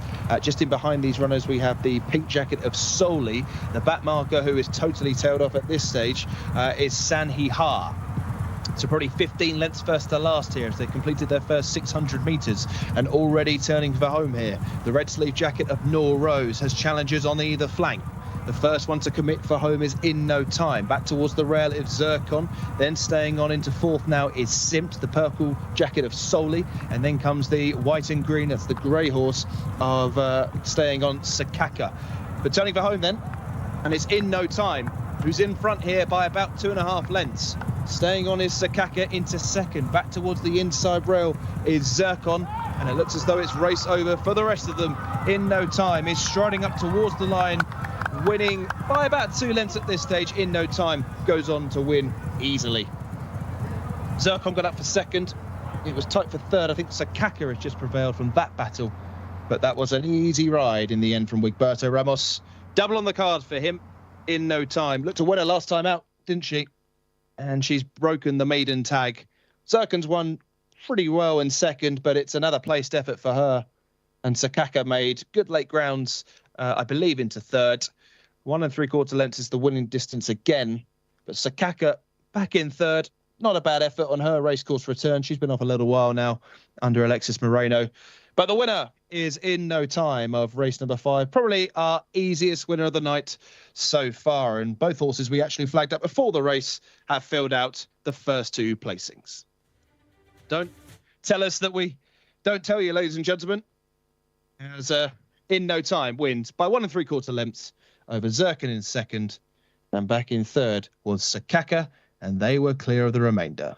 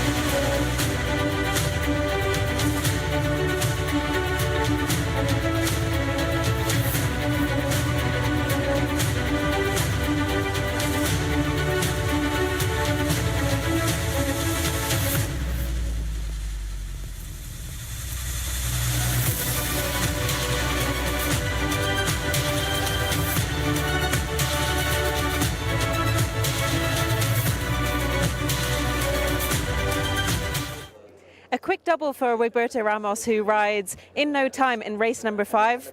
You wait all weekend for a winner, and then 2 come on the same day. Believe me, I don't want to wait. I like to start winning from Thursday, but the week has been very hard. But I got 2 good winners. She's been consistent this season. She was second last time out. Right, the first time they ride her, she finished 5th or 6th because she come off a couple months no racing, and then she finished 2nd, and again she come back and winning. But today she's the kind that gets a little nervous in the post parade. But today she's a no one. She was calm today. How do you keep her calm when she's on her toes a little bit in the parade ring? Well, I'm trying to not touch it, be quiet the most I can. Don't move a lot in the saddle and don't touch the mouth. Where do you think she could go on from this? I think we keep in 1 mile because she handled it okay. She's the kind of field that they got 1 pace. So 1 mile is good for her. Thanks very much, Wigberto. Okay, thanks. And we race. We're off and racing then for race number 5 through the centre. The white cap of Zircon is certainly one of the first to show. It was a good clean line from the stalls and fanning across the track. The widest of all is Fazat, who's one of the first to show. The red sleeves of Noor Rose through the centre, and also Amirat Ferez. So the pace is certainly coming from out wide here as they clock the best part of 60 kilometres an hour. And it's the red sleeve jacket of Noor Rose who has a very narrow advantage to Simt, probably about 2nd or 3rd now. Black jacket also there is in no time with the noseband. Towards the rail now is Noor Rose. So these are the first 2. Noor Rose red sleeves, and out further out is in no time. These are the first 2. The red blinkers on the inside is Nuta Al Hijaz. Probably has 5 to his right, including Zircon. Also the 2-tone blue colours of Fazat. Just further out wide is Amit Perez. Just in behind these runners we have the pink jacket of Soli. The back marker, who is totally tailed off at this stage, is Sanhihar. So probably 15 lengths first to last here as they completed their first 600 metres and already turning for home here. The red sleeve jacket of Noor Rose has challengers on either flank. The first one to commit for home is in no time. Back towards the rail of Zircon. Then staying on into 4th now is Simt, the purple jacket of Soli. And then comes the white and green, that's the grey horse of staying on Sakaka. But turning for home then, and it's in no time. Who's in front here by about 2.5 lengths. Staying on is Sakaka into 2nd. Back towards the inside rail is Zircon, and it looks as though it's race over for the rest of them in no time. Is striding up towards the line, winning by about 2 lengths at this stage. In no time goes on to win easily. Zircon got up for 2nd. It was tight for 3rd. I think Sakaka has just prevailed from that battle, but that was an easy ride in the end from Wigberto Ramos. Double on the card for him in no time. Looked to win her last time out, didn't she? And she's broken the maiden tag. Zircon's won pretty well in 2nd, but it's another placed effort for her. And Sakaka made good late grounds, I believe, into 3rd. 1 3/4 lengths is the winning distance again. But Sakaka back in 3rd. Not a bad effort on her racecourse return. She's been off a little while now under Alexis Moreno. But the winner is in no time of race number 5. Probably our easiest winner of the night so far. And both horses we actually flagged up before the race have filled out the first 2 placings. Don't tell us that we don't tell you, ladies and gentlemen. As in no time wins by 1 3/4 lengths over Zircon in 2nd. And back in 3rd was Sakaka, and they were clear of the remainder.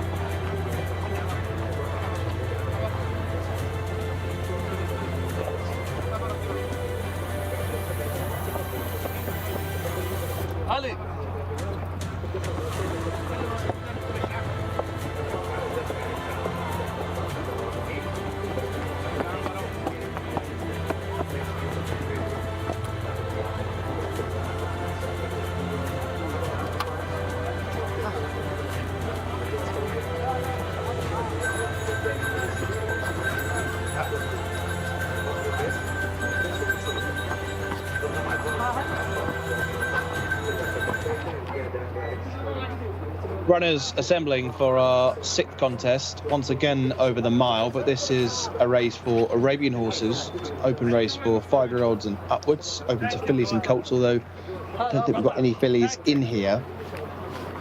So 15 colts or geldings will be heading to the 1 mile start for this Arab contest. There you can see the 6 a.m. Athbar with the white blinkers. Got a couple here that are from the same stable, and of course a race dominated by current or ex-Al Khaladia runners, including the next couple that we'll see in just a moment. Gold Damer here for a stable that have had a good day so far. Damer certainly makes the shortlist. I've got this in 3rd. He's finished 2nd on 3 of his 4 starts this term. Black Cap, White Diamond with Gold Damer. Lahab, he was absolutely miles at the back of the TV last time, but got going late to finish 3rd in a race which completely fell apart. It was only 2 weeks ago. Next horse you'll see is Sab Al Khaladir, has the red cap here. The easiest way to distinguish between some of the Al Khaladir runners. Another one behind is Saloom Al Khaladir. Good to see the colour of the cap. Yellow it is.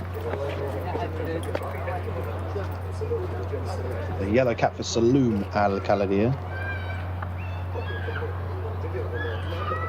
So Aima will be the next on screen in familiar colours. Winning colours already this evening from Bakil success in our 2nd race.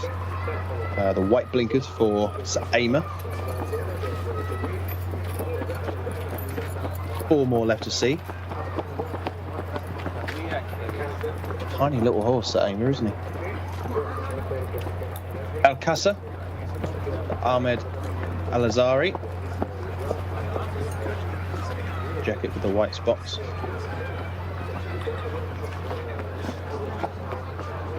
Bo Al Malri in similar colours. It was a black colt. Yellow bridle. From 12 at the minute. It's the only maiden in this field, Bo Al Malri. I expect he's one of the least likeliest to take in this event. Murshid Isa already spoke about his colours. This will be a much paler green than what's advertised in the race card. Which will come into shot in just a moment. Roberto Ramos seeking winner number 3. Shots in the distance here. And here is the field for race number 6. Mount Asir for Hamza Saad is the top one. Blinkers in the noseband. Lots of headgear on show here. Hamdani Khaled Al-Khaladia. I'll wait to see the colour of the cap. Mutawakil Al-Khaladia, who led home a 1-2 for the stable last time out. Lazaz Alali, Iyad Al-Tarizi, Durgam Athbar and Ayam Athbar. Relation, I don't think. Goldama is the 7. Lahab is the 8. Playing the page, Saab Al-Khaladia. He's been in good recent form, but as his first start this year, Saloom Al-Khaladia is the 10, Sa'ima the 11. Al-Qasa is 12. Bo Al-Mauri, the one and only maiden in the lineup, is 13. Murshid Isa at the 14. And the field is rounded off by Kazaz and Ali Al-Matib. So the field are on their way to the mile start, the same chute as the previous race. Here we can see Mutawakil Al-Khaladia leading home a 1-2.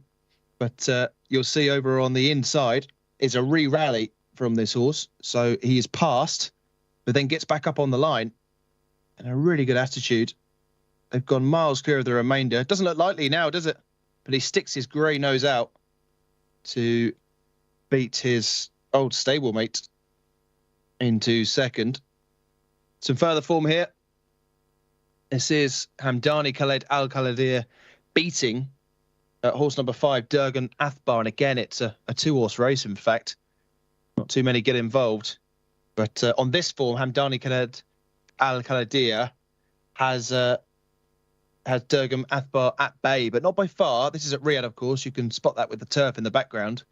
And the winning distance is diminishing all the while to the line, but Hamdani Khaled Al-Khaladia just did enough to prevail. But you'd give Durgam Athbar a chance based on that effort. And the final bit of form to show you is Sa'ima. And we mentioned that Bakil has already won in these colours tonight. Sa'ima, well, he's not going that fast at this state of the race, but he does plug on to get third. You do see that a lot in these Arab races, that some of the Arabs do come home a little bit legless. But to be fair, he's sort of picked up a bit again, hasn't he? And he is responding to pressure and is closing second down. But the winner's already gone. And it was not a bad run in the end, I guess. Better than some in that contest, at least. So, runners arriving at the start. There's the 10 runner, Saloom Al-Khaladia, with the yellow cap. Still need to see the colour of the caps on the second horse and indeed the third horse. Of course, it was a good day for the Al-Khaladia stable yesterday. Taki Alofi rode a treble. He rides Saloom Al-Khaladia, who just went past a shot.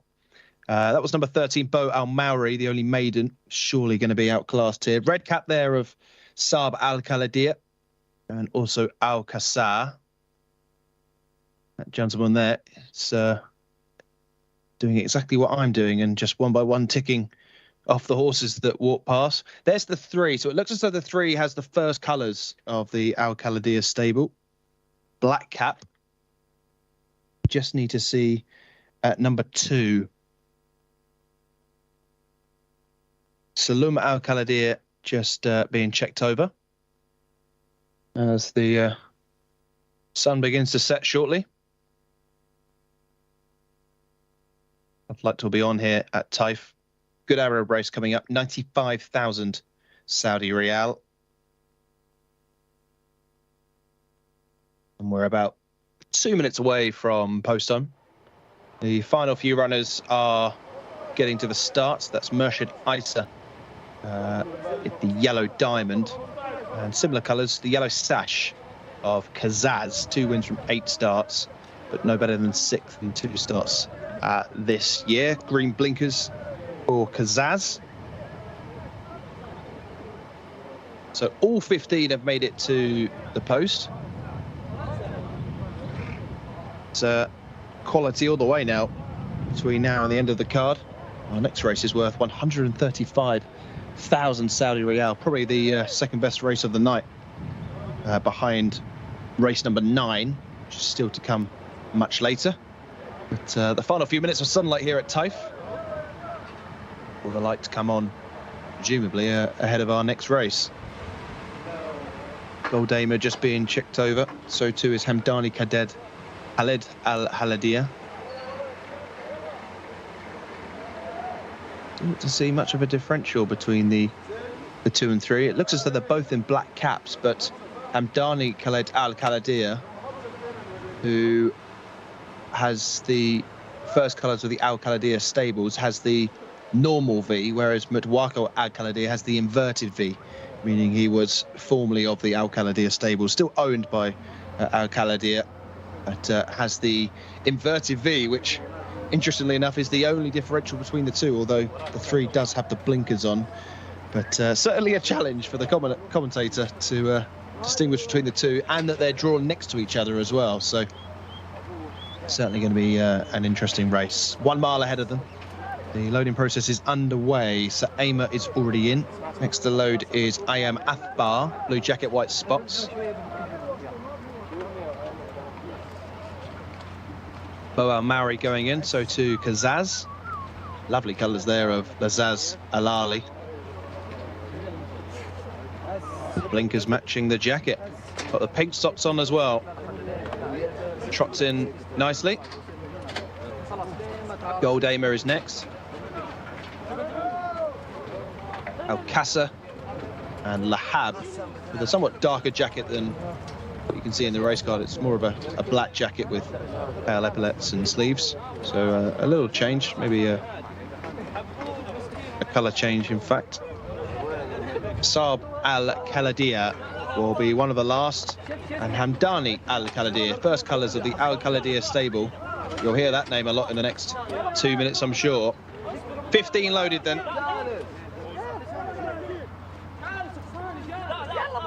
Set a race. Just rearing is Al-Qasa in stall number 12. He needs to calm down. He's got his head to one side now. Starter's happy though.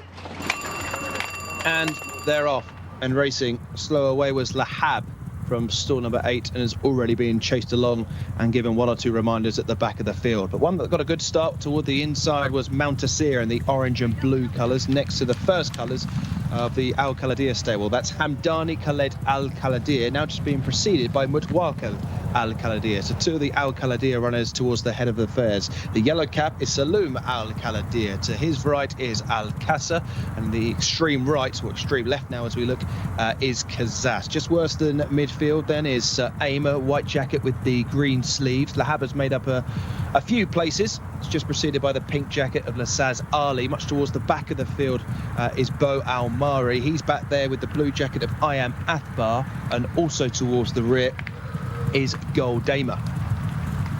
At the head of affairs after the first 500 metres. Taking command now is Mutawakil Al Khaladiya. Leads by about a length and a half to Mountaseer in second with the orange. Towards the outside, the yellow cap of Saloom Al Khaladiya. Between that pair is the red cap of Saab Al Khaladiya. Bang there, Durkan Athbar is just being ridden up for a positive move. Staying onto the outside is Sir Aimer, now moving up to about 4th, a share of 4th in fact, and already being called upon for an effort is Al-Qasa. This is the first 5. Sneaking into contention is Lazaz Ali. Going back in the field is Mountaseer after those early excursions, and heading the remainder is the blue jacket at AM Athbar. But going for home here is this Mutawakil Al Khaladiya. Leads by the best part of 4 lengths. The one and only challenger looks to be Sir Aimer. Still banned there, though, in the blue blinkers is Durgan Athbar. But this looks to be all over as Mutawakil Al Khaladiya goes up towards the line. One final lunge from Sir Aimer, but surely won't get there as Mutawakil Al Khaladiya goes on to win the Arab race. Mutawakil Al Khaladiya for Eddie Castro, his second winner of the evening, has got this one home. Mutawakil Al Khaladiya, who won back at meeting 21, follows up at meeting 27 for another victory. The inverted V, meaning formerly of Al Khaladiya stable, still owned by the Al Khaladiyas, but has since moved on. Mutawakil Al Khaladiya has won the Arab race, has collected a pot of 47,500 Saudi Riyal, and has beaten Sir Aimer, who's run a very creditable race in second. Those colours have done very well indeed this evening. And back in third place, we'll just need to double check. I believe it was Durgan Athbar, the 5, under Alexis Moreno. But fabulous shots of our winner, with Waco Al Khaladir by 1.25 lengths. It's sort of been the winning distance of the night, really, between a length and 2 lengths. Saema, good run in second, a few lengths back in third to find Durgan Athbar, and they were a long way clear of the rest, headed by a brace of Al Khaladir runners, Hamdani on the far side of the yellow cap of Saloom Al Khaladir.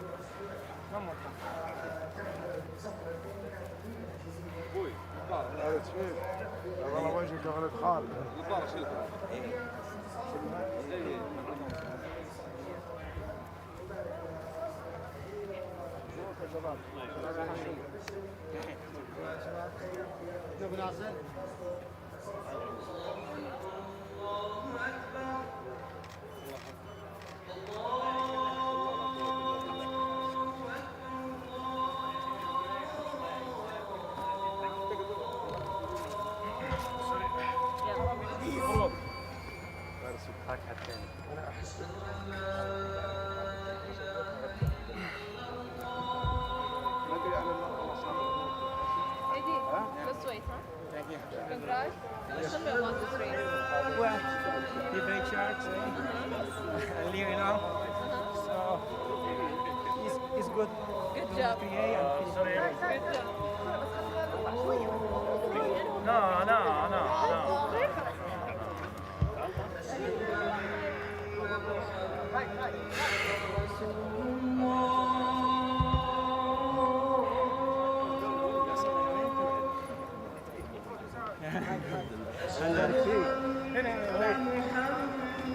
الله يبارك فيك يا ابوي.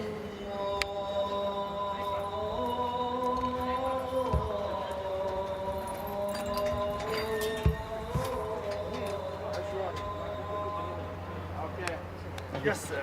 Hi. Well done, Eddie.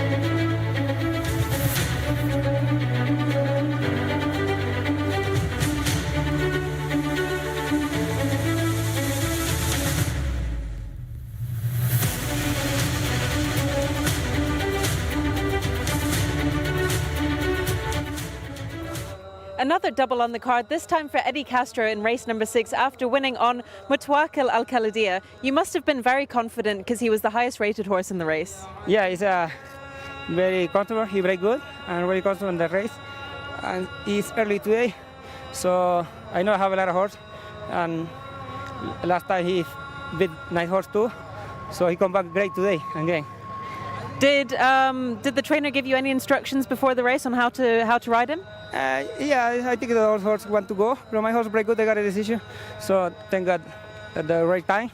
So he finished great and win the race. Thank you. You rode him very confidently as well. Coming around the last bend, there was no beating you. I am close to the last. I know he too much, but he's sometimes angry, and I think I win the race and nice today. Do you think you could get a treble today, a 3-timer? Inshallah. Thanks, Eddie. Thank you. Starters happy though. And they're off and racing. Slow away was Lahab from stall number 8 and is already being chased along and given 1 or 2 reminders at the back of the field. But one that got a good start toward the inside was Mountaseer in the orange and blue colours next to the first colours of the Al Khaladir stable. That's Hamdani Khaled Al Khaladir, now just being preceded by Mutawakil Al Khaladir. So 2 of the Al Khaladir runners towards the head of the affairs. The yellow cap is Saloom Al Khaladir. To his right is Al Jcsa, and the extreme right, or extreme left now as we look, is Kazas. Just worse than midfield then is Aimer, white jacket with the green sleeves. Lahab has made up a few places. It's just preceded by the pink jacket of Lasaz Ali. Much towards the back of the field is Bo Al Mari. He's back there with the blue jacket of I Am Athbar, and also towards the rear is Goldama.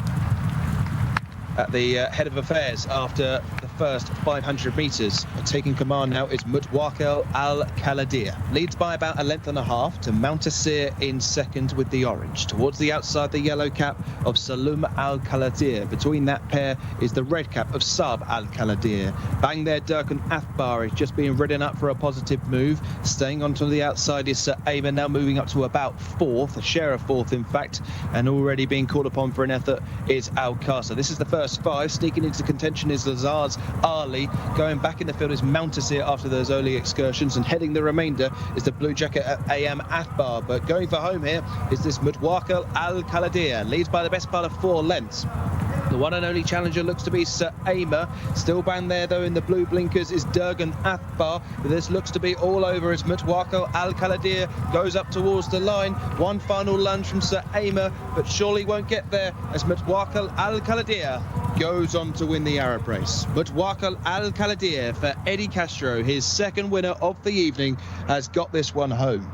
Mutawakil Al Khaladir, who won back at meeting 21, follows up at meeting 27 for another victory. The inverted V, meaning formerly of Al Khaladir stable, still owned by the Al Khaladirs, but has since moved on. Mutawakil Al Khaladir has won the Arab race, has collected a pot of 47,500 Saudi Riyal, and has beaten Sir Aymer, who's run a very creditable race in second. Those colours have done very well indeed this evening. And back in third place, we'll just need to double check. I believe it was Durgan Athbar, the 5, under Alexis Moreno. But fabulous shots of our winner, Mutawakil Al Khaladir, by 1 1/4 lengths. It's sort of been the winning distance of the night, really, between 1 length and 2 lengths. Sir Aymer, good run in second, a few lengths back in third to find Durgan Athbar, and they were a long way clear of the rest, headed by a brace of Al Khaladir runners. Hamdani on the far side of the yellow cap of Saloom Al Khaladir.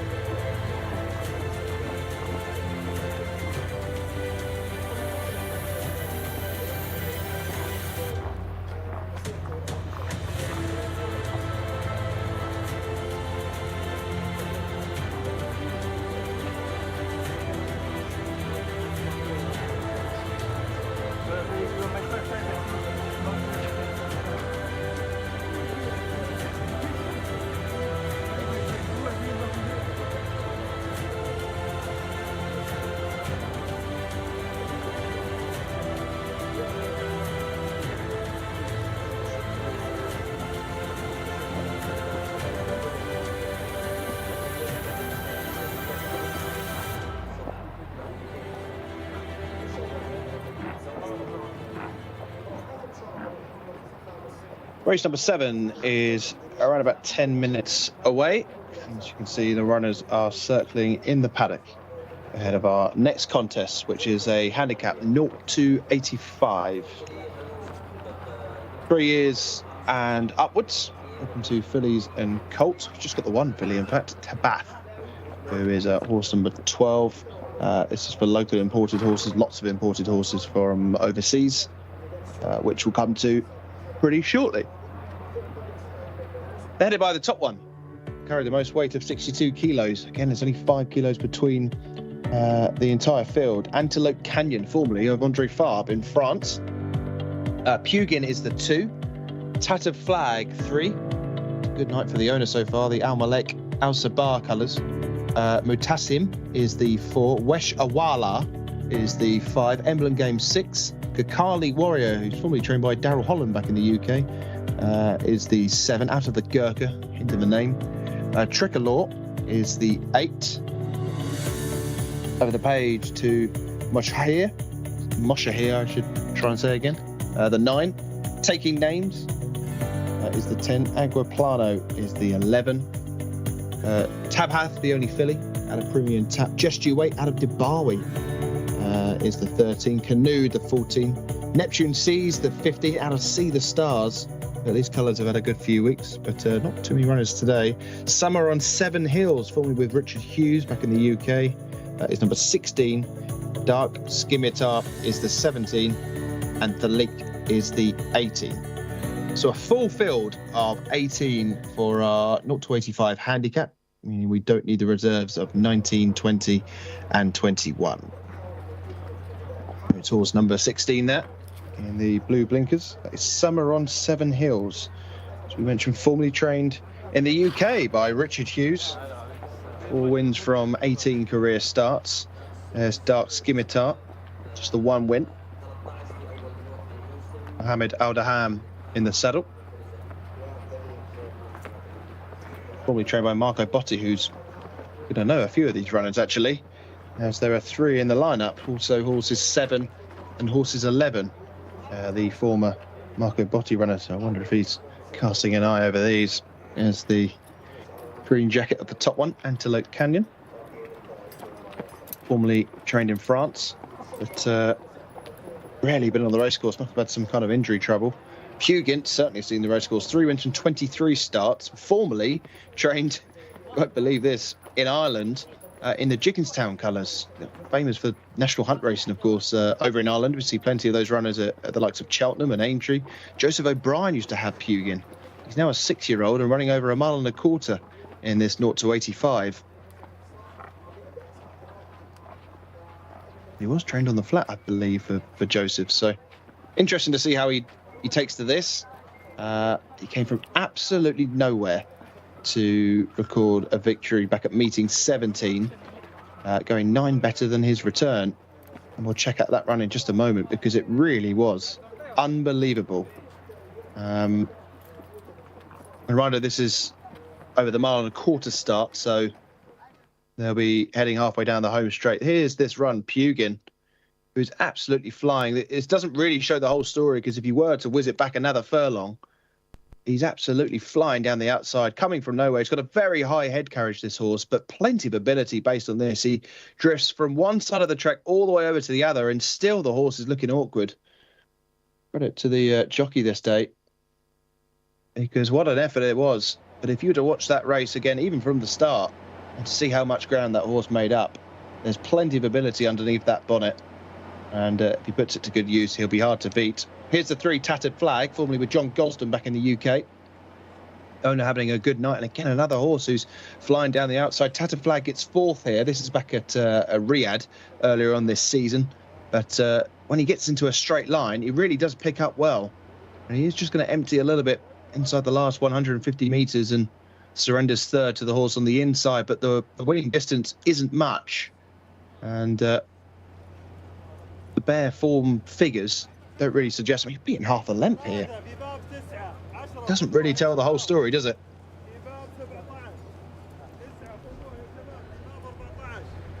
There is Dark Scimitar, Little Keen down to post.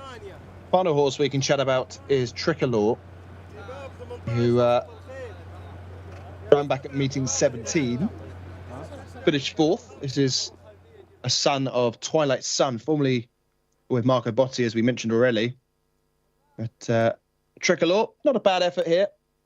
Pretty handy most of the way. And picks up pretty well. So you can see his stride is shortening. But to remain 4th and in the money, got to give credit where credit's due, really. Winner's gone. Simply a race on for the placing. So this was not too bad. But I guess Pugin would be the standout. Horse number 2. And the star is next to that one's name. Look at that shot of Taif Racecourse. Sun's gone down now. The floodlights are on. And just at the bottom right of picture is where we'll be starting this next race. Worth just shy of 150,000 Saudi Riyal, 67.5 going to the winner. Of course, the 2,000 metre start is closer to the grandstand, and those there will see them come past them twice. We're still going to race over 1.5 miles to come in a little while. One of the longer races in the Taif season. You're enjoying the coverage here on this English broadcast on the Jcsa. There's the leak. Blue colours, white sleeves. There's a worrying record. Of course, being a handicap. The saddle cloths that represent their stall positions. The horse that's drawn on the inside is Neptune Seas. And the horse that sadly has to have the hardest task of all is Tabath. The only filly in the lineup, Camillo Ospina, looking for his first victory of the evening. Striped jacket there of Gurkhali Warrior, out of the Gurkha, who was a prolific winner back in the UK a few seasons ago. I think back in 2016 he had a few good tussles and battles with Galileo Gold, I seem to remember. Guineas and Ascots and Sandowns. One horse just being double checked over, hasn't got the jockey on at the minute. Can't quite see who that is. The white spot in the centre also receiving attention is Gurkhali Warrior. So there we go. Thanks to our new graphics, it's the 9, Moshe here, who's just receiving treatment as a Gurkhali Warrior joins in the circle. What about that? Production helping you out, eh? So we're around about 90 seconds to the scheduled off time, and the loading process doesn't appear to be under any rush, although one or two are now starting to go forward, including Neptune Seas towards the inside. Tattered Flag goes forward. Yellow cap of Wesh Awa, or Wala, I should say, in with that lighter green jacket that is put on the race card. Stripes going in of Tricolor into 13. Summer on Seven Hills seeking win number 5. And I believe the first in Saudi. Yellow cross belts. Just You Wait is next. Dark Scimitar and Thalit.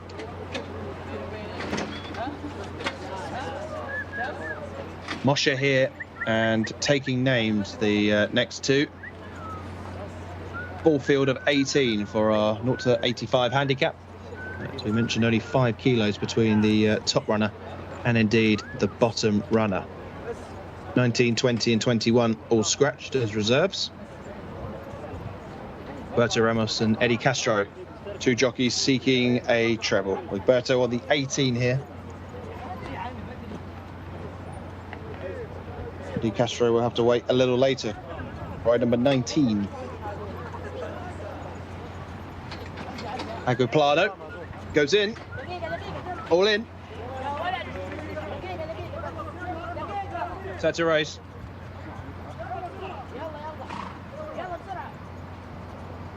Long hold, and they're off.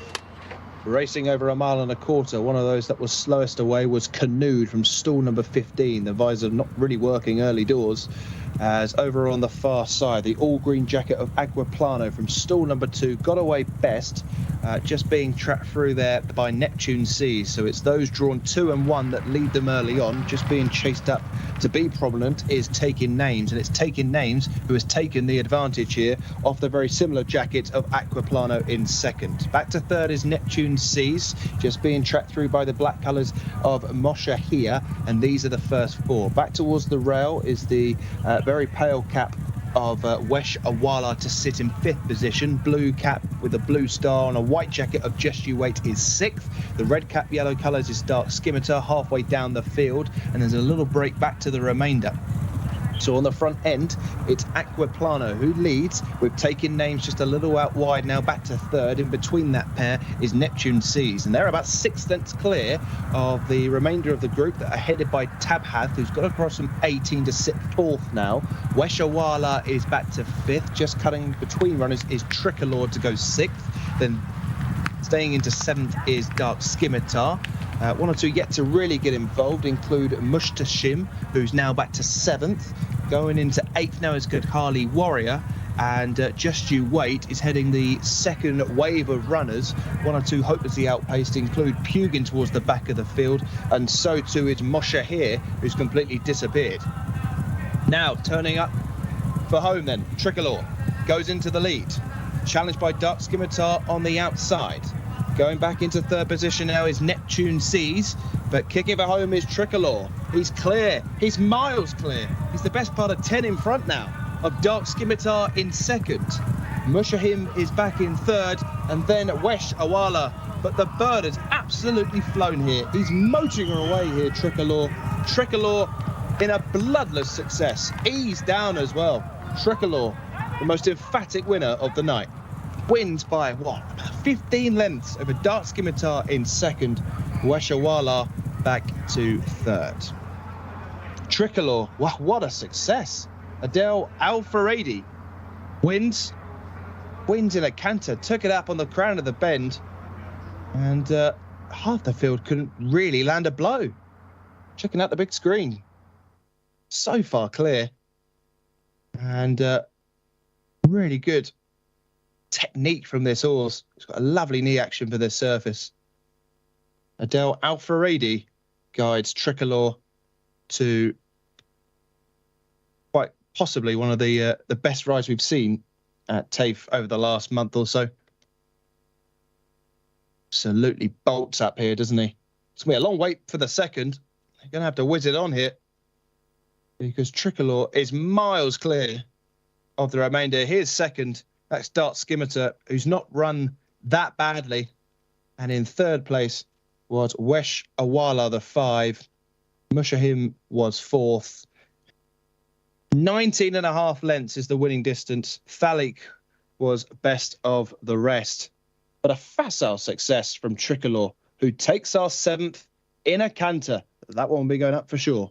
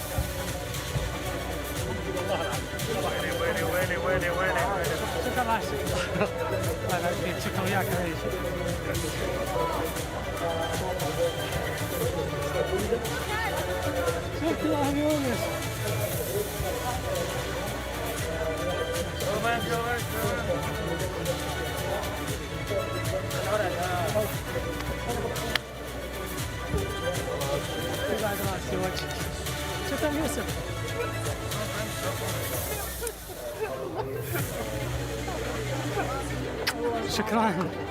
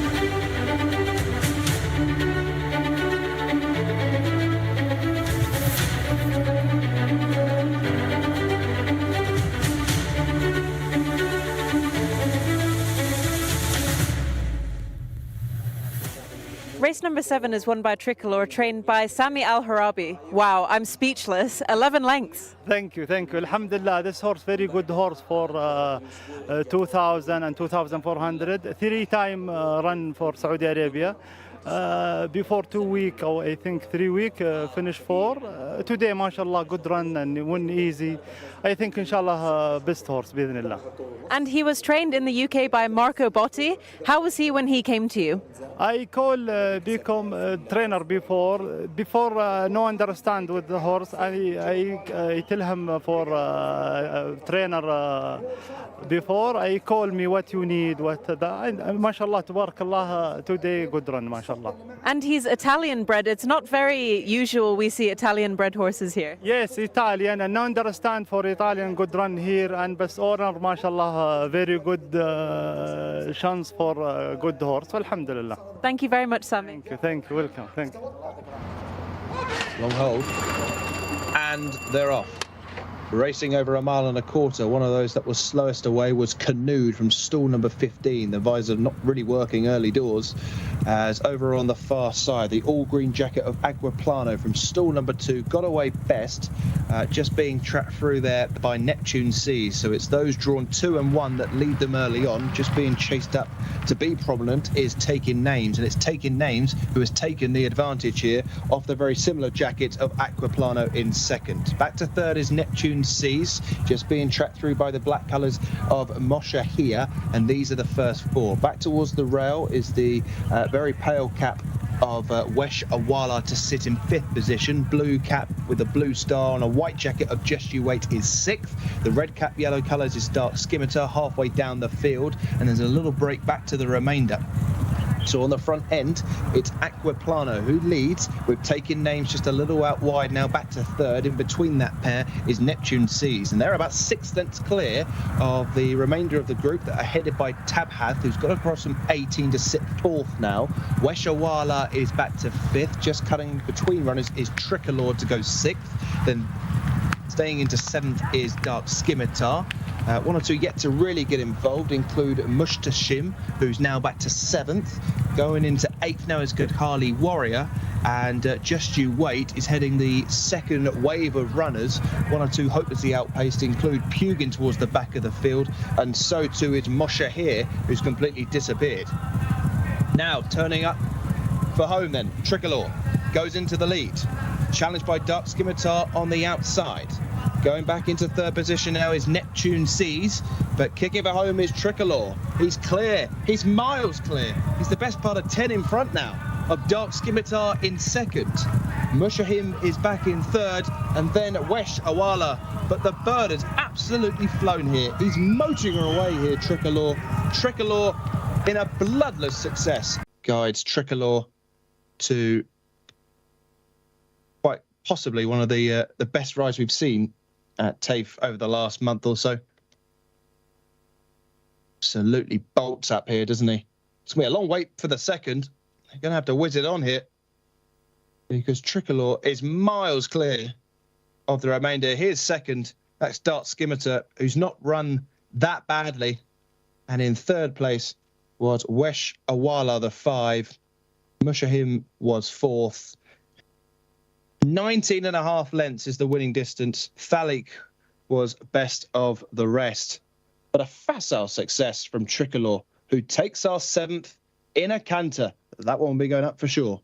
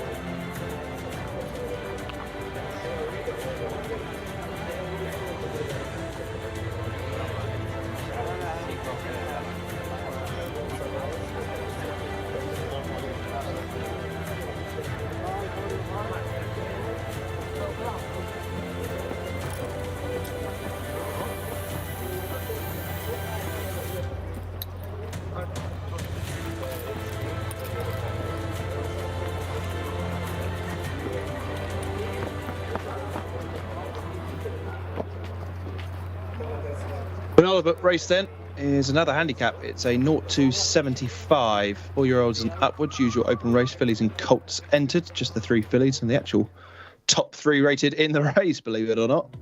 So the girls lead the way. Craft in silk. Drawn in 17. Tough job for this 4-year-old filly. Claire Underwood, obvious in the name.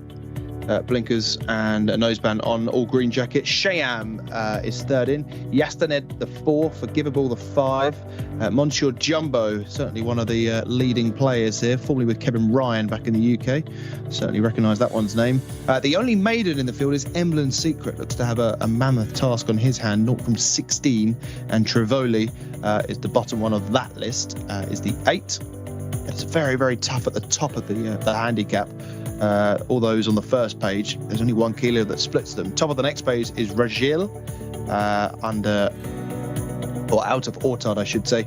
Drawn in 16, number 9, Rajil. Very pale colours with a red sash. Vidhata. I mentioned there was only 1 maiden. There's actually a couple more, apologies. 10 and 11 both haven't won a race.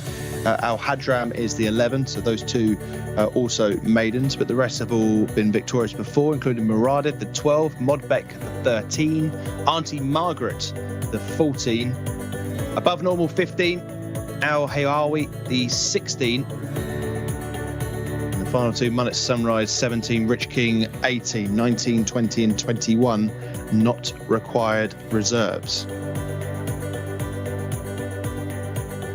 So there's a look at the field then, as the jockeys begin to get mounted for this, our penultimate race, our longest race of the night, over 1.5 miles. And we can see some form here. This is the 6 and 5 runners. You can see Forgivable there, and also Monsieur Jumbo, who are eventually going to come home in 4th and 2nd, respectively.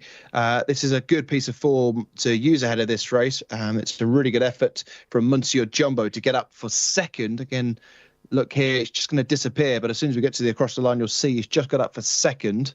Sticks his head down in the right place. Meanwhile, Forgivable was sort of always looked booked for 4th, didn't he? So Monsieur Jumbo's certainly a big hope here. Also, this is Craft in Silk finishing 3rd back at meeting 17. So about 3.5 weeks ago. Busy field here, and much of the action developing down the centre of the track. Craft in Silk does go the shortest way, something she won't do today, sadly. She's drawn really, really wide over the 1.5 miles, which will go into a turn very, very quickly. So perhaps she'll be dropped in like she was this day and run up the rail when she gets a gap. So Craft in Silk, who finishes 3rd here, she's just going to lose out on 2nd by less than a length on the line. But Craft in Silk is another name to keep an eye on. Ismail Mohammed used to train this horse back in the UK. So I think Monsieur Jumbo is certainly the place to start. One back at meeting 3, but a really good effort, as we've just seen last time out, formerly with Kevin Ryan back in the UK. But 3 really good runs this year, and seeking another win in Saudi. Al Haywi is the 16 runner. Now, I'm putting this one up, and I might get slaughtered for this. He's won 1 race from 50 starts, but I have to say, the run last time at meeting 19 was certainly probably a career best. Yes, I know he's won a race, but this really was an excellent run up the rail. Terrific scenes here at Taif. Look at this for a shot. Fantastic, isn't it? Character we got here is really, really good. I hope you're enjoying it at home. But Al Haywi is certainly not a for long conclusion here. Good 2nd last time, as I say. Can improve on that, but hasn't really shown much prior. So I think if you're going for a more realistic selection, it would be Monsieur Jumbo. Now, the 1.5 mile start, I stand corrected, I believe is in the straight. So it's right at the end of the chute, and then a complete circuit. Also, something to correct was our previous race. Our data was a little bit wrong with the winning distance, as Shamila thankfully corrected in the probing after. I mean, it did look at 19 lengths, didn't it? But it was somewhat shorter, back to 11. So thanks to Shamila for correcting our data here, as the runners are circling ahead of a race worth 100,000 Saudi Riyal, half of that going to the winner. There's Mullet Sunrise, formerly with Richard Hannon. Of course, they are very, very similar colours to those that we've seen in the UK in the past. My favourite horses in those colours was Sia Class, who placed in an arc and really probably should have won that day. She was flying at the death, I seem to recall, under James Doyle, and another yard, and she would have dislodged an able. But that's all in the past. Got some interesting breeding on here. Rich King, the 18, is out of Glen Eagles here. Out of a hairspray mare. Rich King out of 13. Also, Monsieur Jumbo, who we've already highlighted, out of Caravaggio. Bihata, who's only had the 1 run so far. Didn't really show too much ability, but is out of a new approach. Of course, who we saw on the race course probably 15 years ago now. Runners are going behind. There's still around about 4 minutes to go until the scheduled off. Of course, don't forget to join us next week. Thursday's our big day. Brand new studio, plenty of new guests and voices and names. New studio for meeting 28. So we step it up a gear here on this Jcsa English broadcast. The commentators, you'll be pleased to know, I hope, will be all staying the same. But we do welcome Darren Owen on Thursday for his first commentary. But Alex, John, and Enzo, who have been with us for a month, and also Gareth Topham. I shouldn't forget Gareth as well, doing a stellar job. And we've all been enjoying the coverage thus far. There's Yastaned in the foreground going past. 1 win from 5 runs, but his first here of the season. Just looking down the race car to see who was drawn widest of all. And it's Mullet Sunrise who's got the unfortunate task of 18. We saw the in the previous race that those drawn on the inside certainly got to that rail and were in front. But a very smart performance from Tricolor eventually solved that battle Tricolour was drawn 13, so it's not completely out of your hands if you're drawn in the second batch of stalls, if you like. Stall number 13 in this race has Rich King inside, who again is still very, very inexperienced for a 4-year-old. 3 runs, 1 victory, 2 starts this season, formerly with Bethel, but has struggled in 2 starts this campaign. So the runners will be going in very shortly indeed.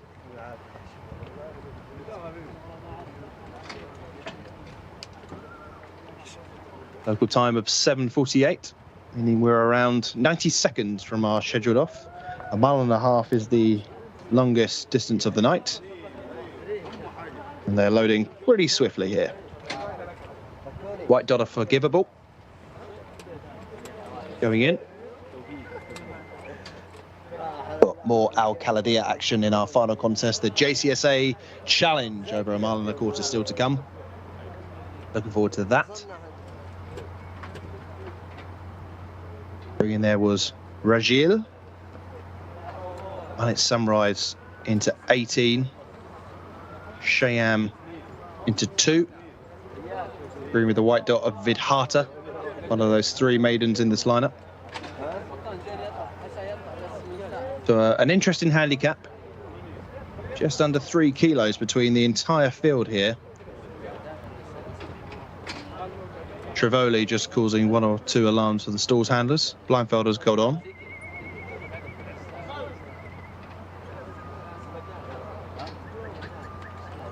So we've got about 3 or 4 at the back, including Claire Underwood. The grey is Monsieur Jumbo, and Rich King right over on that far side going into 13. So this is the last pair. Race 8.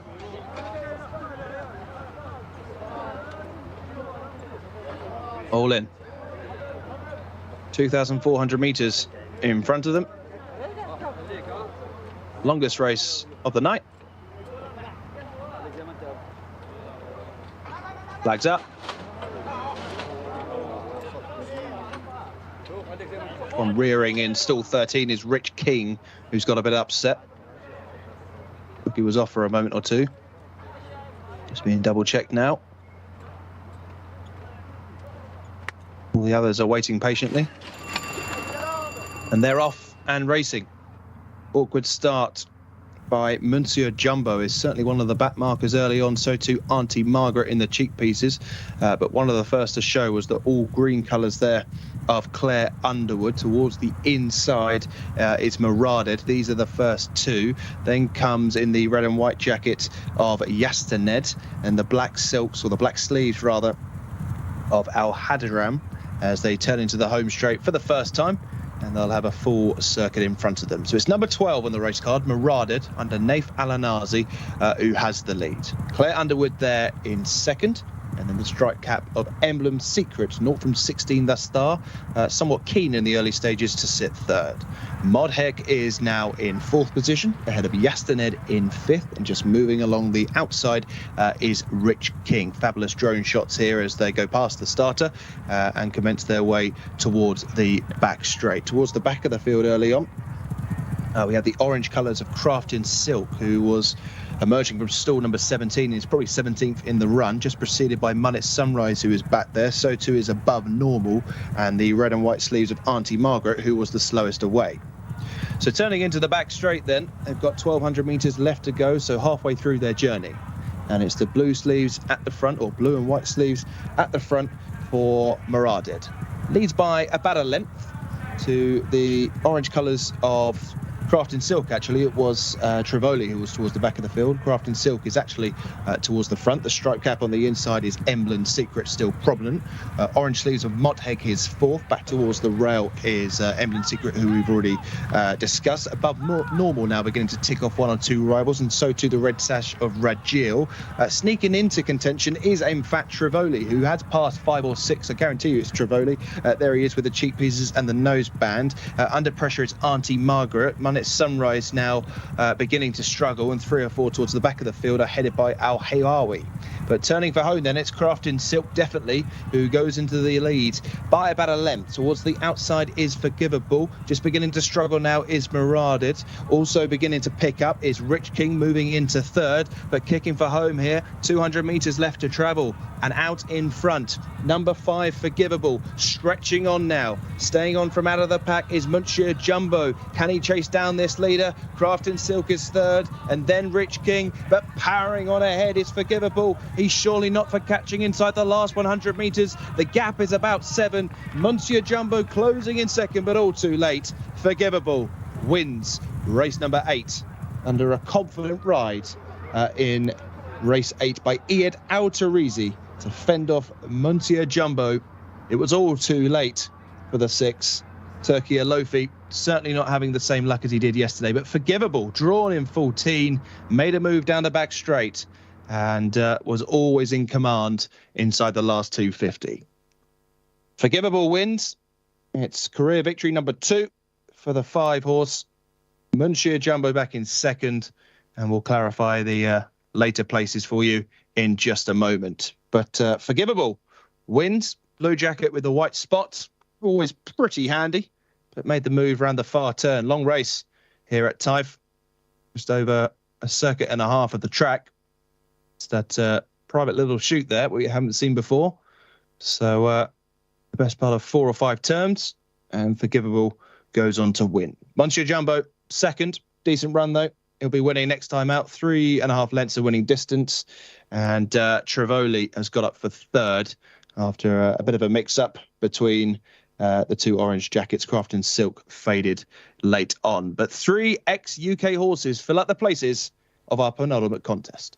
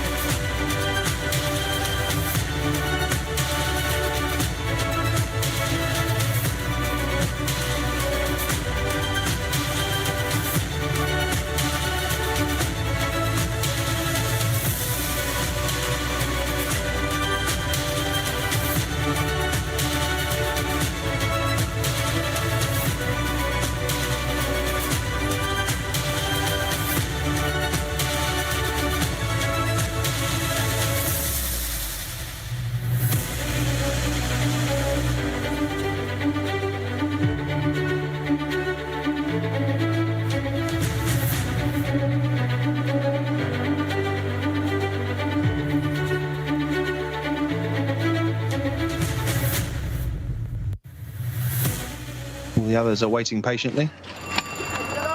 And they're off and racing.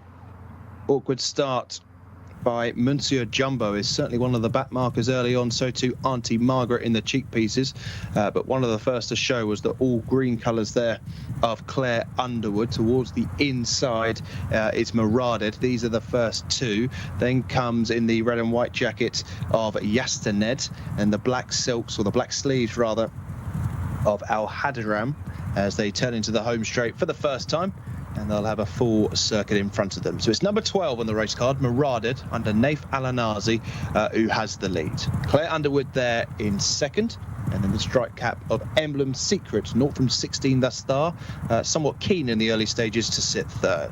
Modhek is now in fourth position, ahead of Yastaned in fifth, and just moving along the outside is Rich King. Fabulous drone shots here as they go past the starter and commence their way towards the back straight. Towards the back of the field early on, we have the orange colours of Craftin Silk, who was emerging from stall number 17. He's probably 17th in the run, just preceded by Munit Sunrise, who is back there. So too is Above Normal, and the red and white sleeves of Auntie Margaret, who was the slowest away.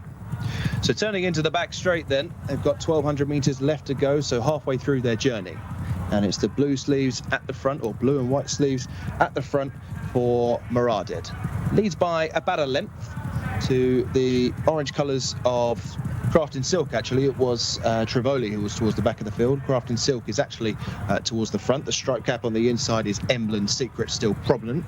Orange sleeves of Motheg is fourth. Back towards the rail is Emblem Secret, who we've already discussed. Above Normal now beginning to tick off one or two rivals, and so too the red sash of Rajil. Sneaking into contention is Fat Trivoli, who has passed 5 or 6. I guarantee you it's Trivoli. There he is with the cheek pieces and the nose band. Under pressure is Auntie Margaret. Munit It's Sunrise now beginning to struggle, and 3 or 4 towards the back of the field are headed by Al Hawawi. But turning for home then, it's Crafton Silk definitely who goes into the lead by about a length. Towards the outside is Forgivable. Just beginning to struggle now is Muradid. Also beginning to pick up is Rich King, moving into third, but kicking for home here. 200 metres left to travel, and out in front, number 5 Forgivable, stretching on now. Staying on from out of the pack is Monsieur Jumbo. Can he chase down this leader? Crafton Silk is third, and then Rich King, but powering on ahead is Forgivable. He's surely not for catching inside the last 100 metres. The gap is about 7. Monsieur Jumbo closing in second, but all too late. Forgivable wins race number 8 under a confident ride in race 8 by Iyad Al-Tarizi to fend off Monsieur Jumbo. It was all too late for the 6. Turkey Alofi certainly not having the same luck as he did yesterday, but Forgivable, drawn in 14, made a move down the back straight, and was always in command inside the last 250. Forgivable wins. It's career victory number 2 for the 5 horse. Monsieur Jumbo back in second, and we'll clarify the later places for you in just a moment. But Forgivable wins. Blue jacket with the white spots, always pretty handy, but made the move around the far turn. Long race here at Taif, just over a circuit and a half of the track. It's that private little chute there we haven't seen before. So the best part of 4 or 5 turns, and Forgivable goes on to win. Monsieur Jumbo second, decent run though. He'll be winning next time out, 3.5 lengths of winning distance. And Trivoli has got up for third after a bit of a mix-up between the 2 orange jackets. Crafton Silk faded late on. But 3 ex-UK horses fill up the places of our penultimate contest.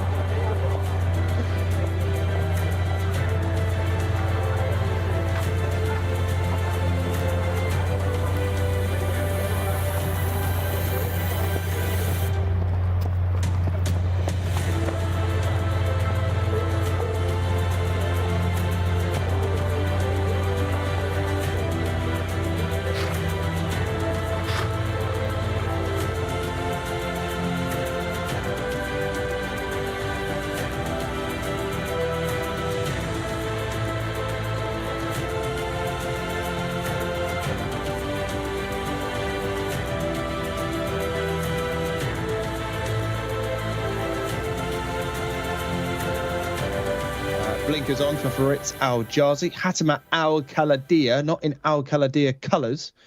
Yellow sash on red with black sleeves. Iyad Al-Tarizi is in the saddle. Nenawa is the 3-runner.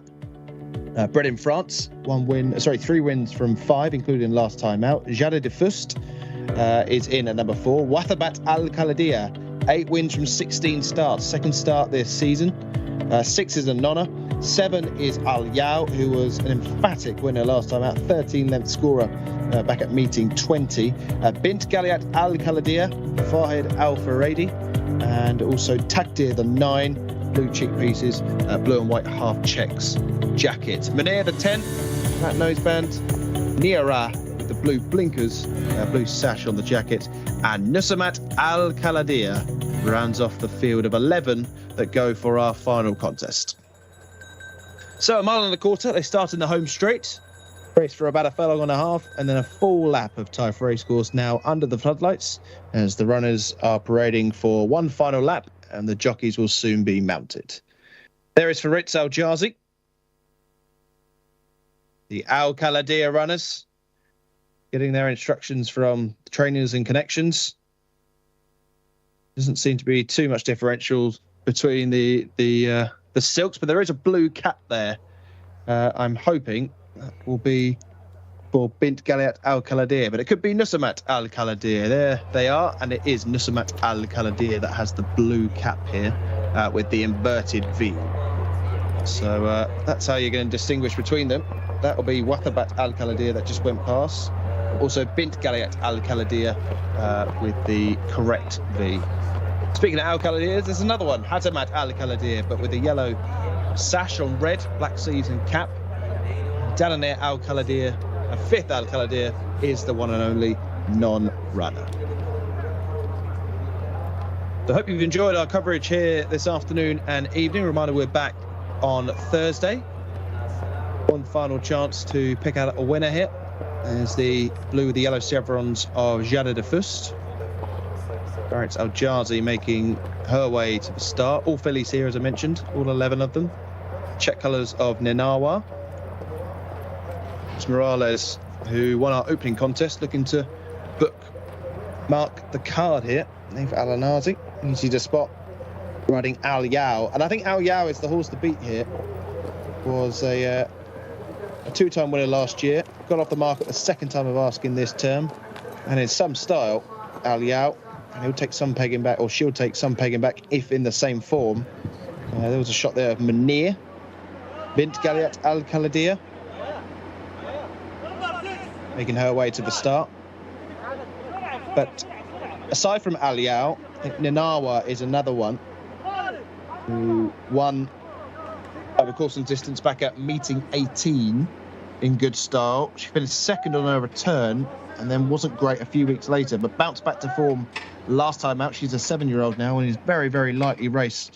We'll come to her in just a second, because here's the first clip we're going to show you of Bint Galiat Al-Kaladir finishing second. This will be at Riyadh on the turf. It's probably the first bit of turf form that I've spoke to you about, and really fires home late. Again, it's just leaning left, causing to hang a little bit, just tucking into one of the other runners.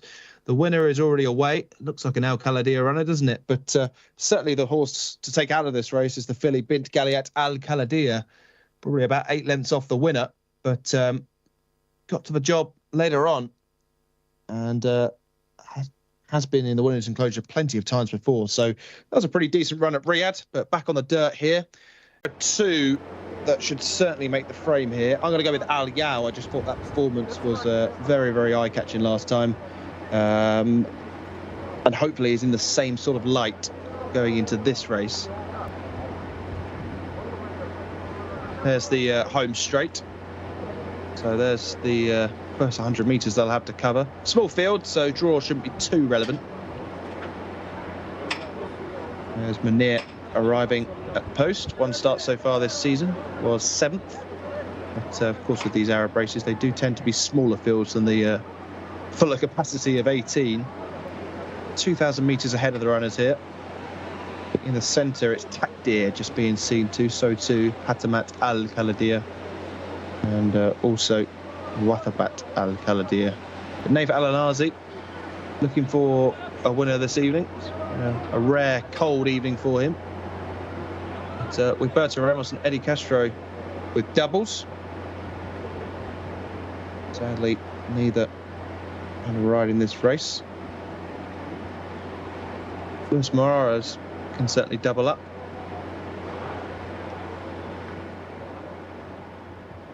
Runners continue to circle. Floodlights certainly on.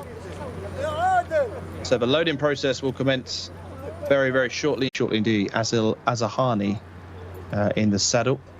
Youngish jockey. Just rearing upon entry is Takdir, just playing up under Mohammed Al-Daham. But it's Al Yao for me, and I think Ninawa will run her close. I think these are the two to follow here. But it could be an Al Khaladia party to close the card. Munir slots forward, a reminder that's what they're competing for. The Jcsa Challenge Trophy. One of the cups we race for here in the Taif season. It's the race of the night, worth 150,000 Saudi Riyal.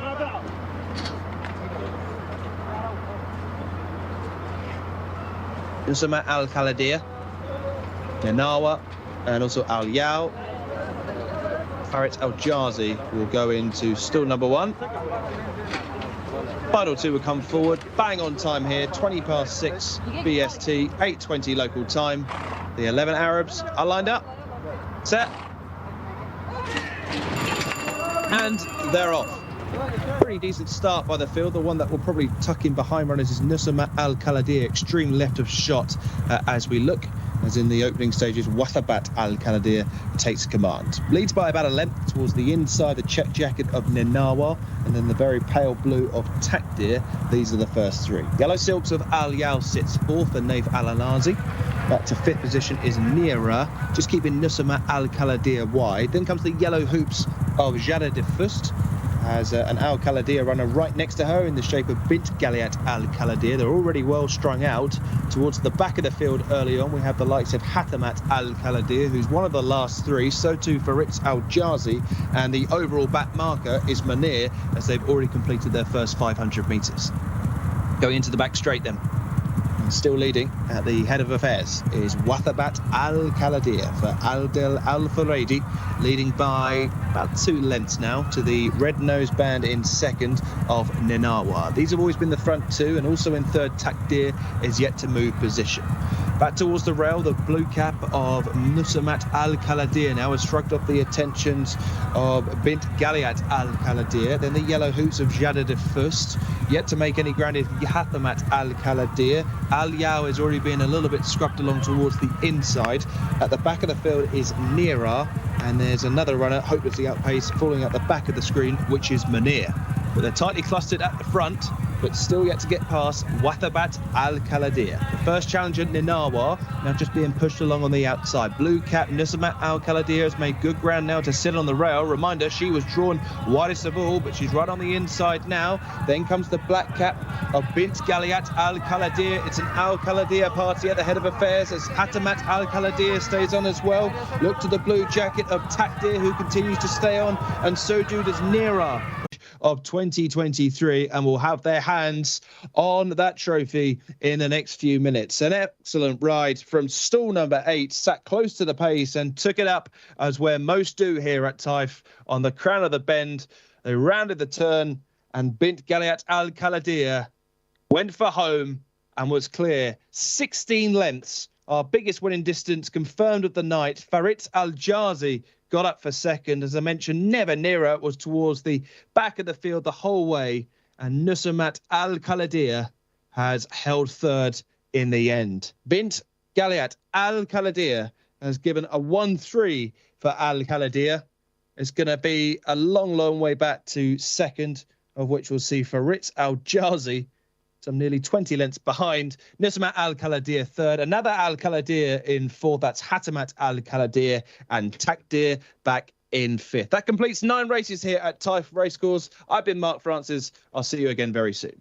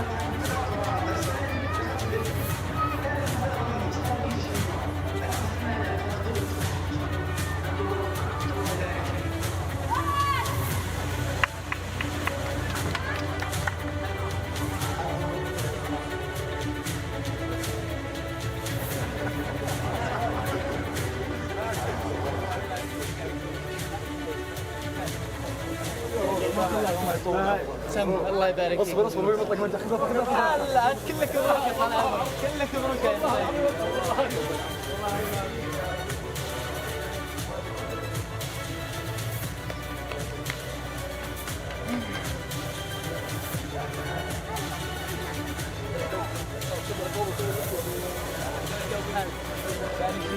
مبروك يا بطل.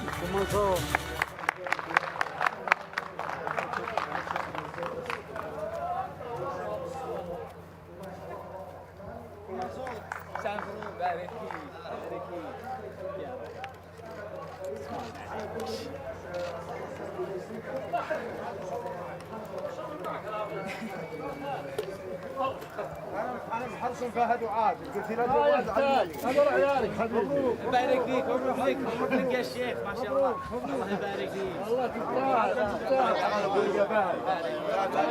تستاهل والله العظيم بس الصوره هذا فهد هذا عبد الرحمن رجال والله وجهك يا فهد والله وجهك يا فهد كفو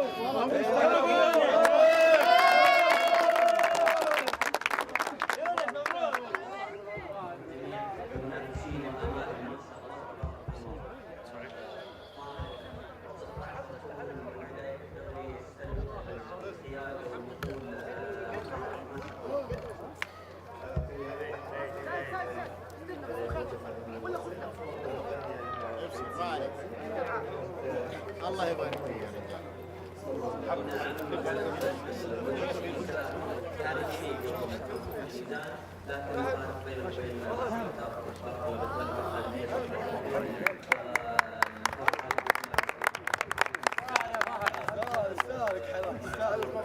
يستاهل الله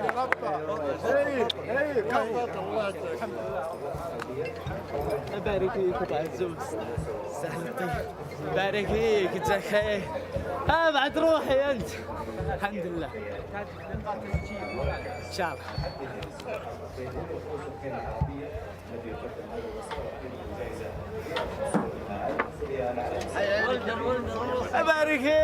يبارك فيك يا حصان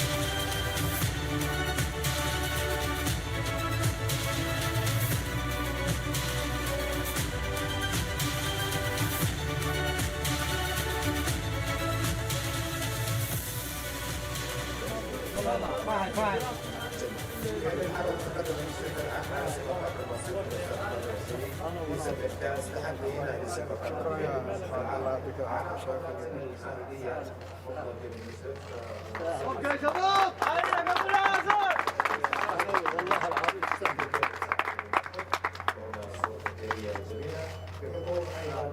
والله انه بالعمر شاكر يقدر مني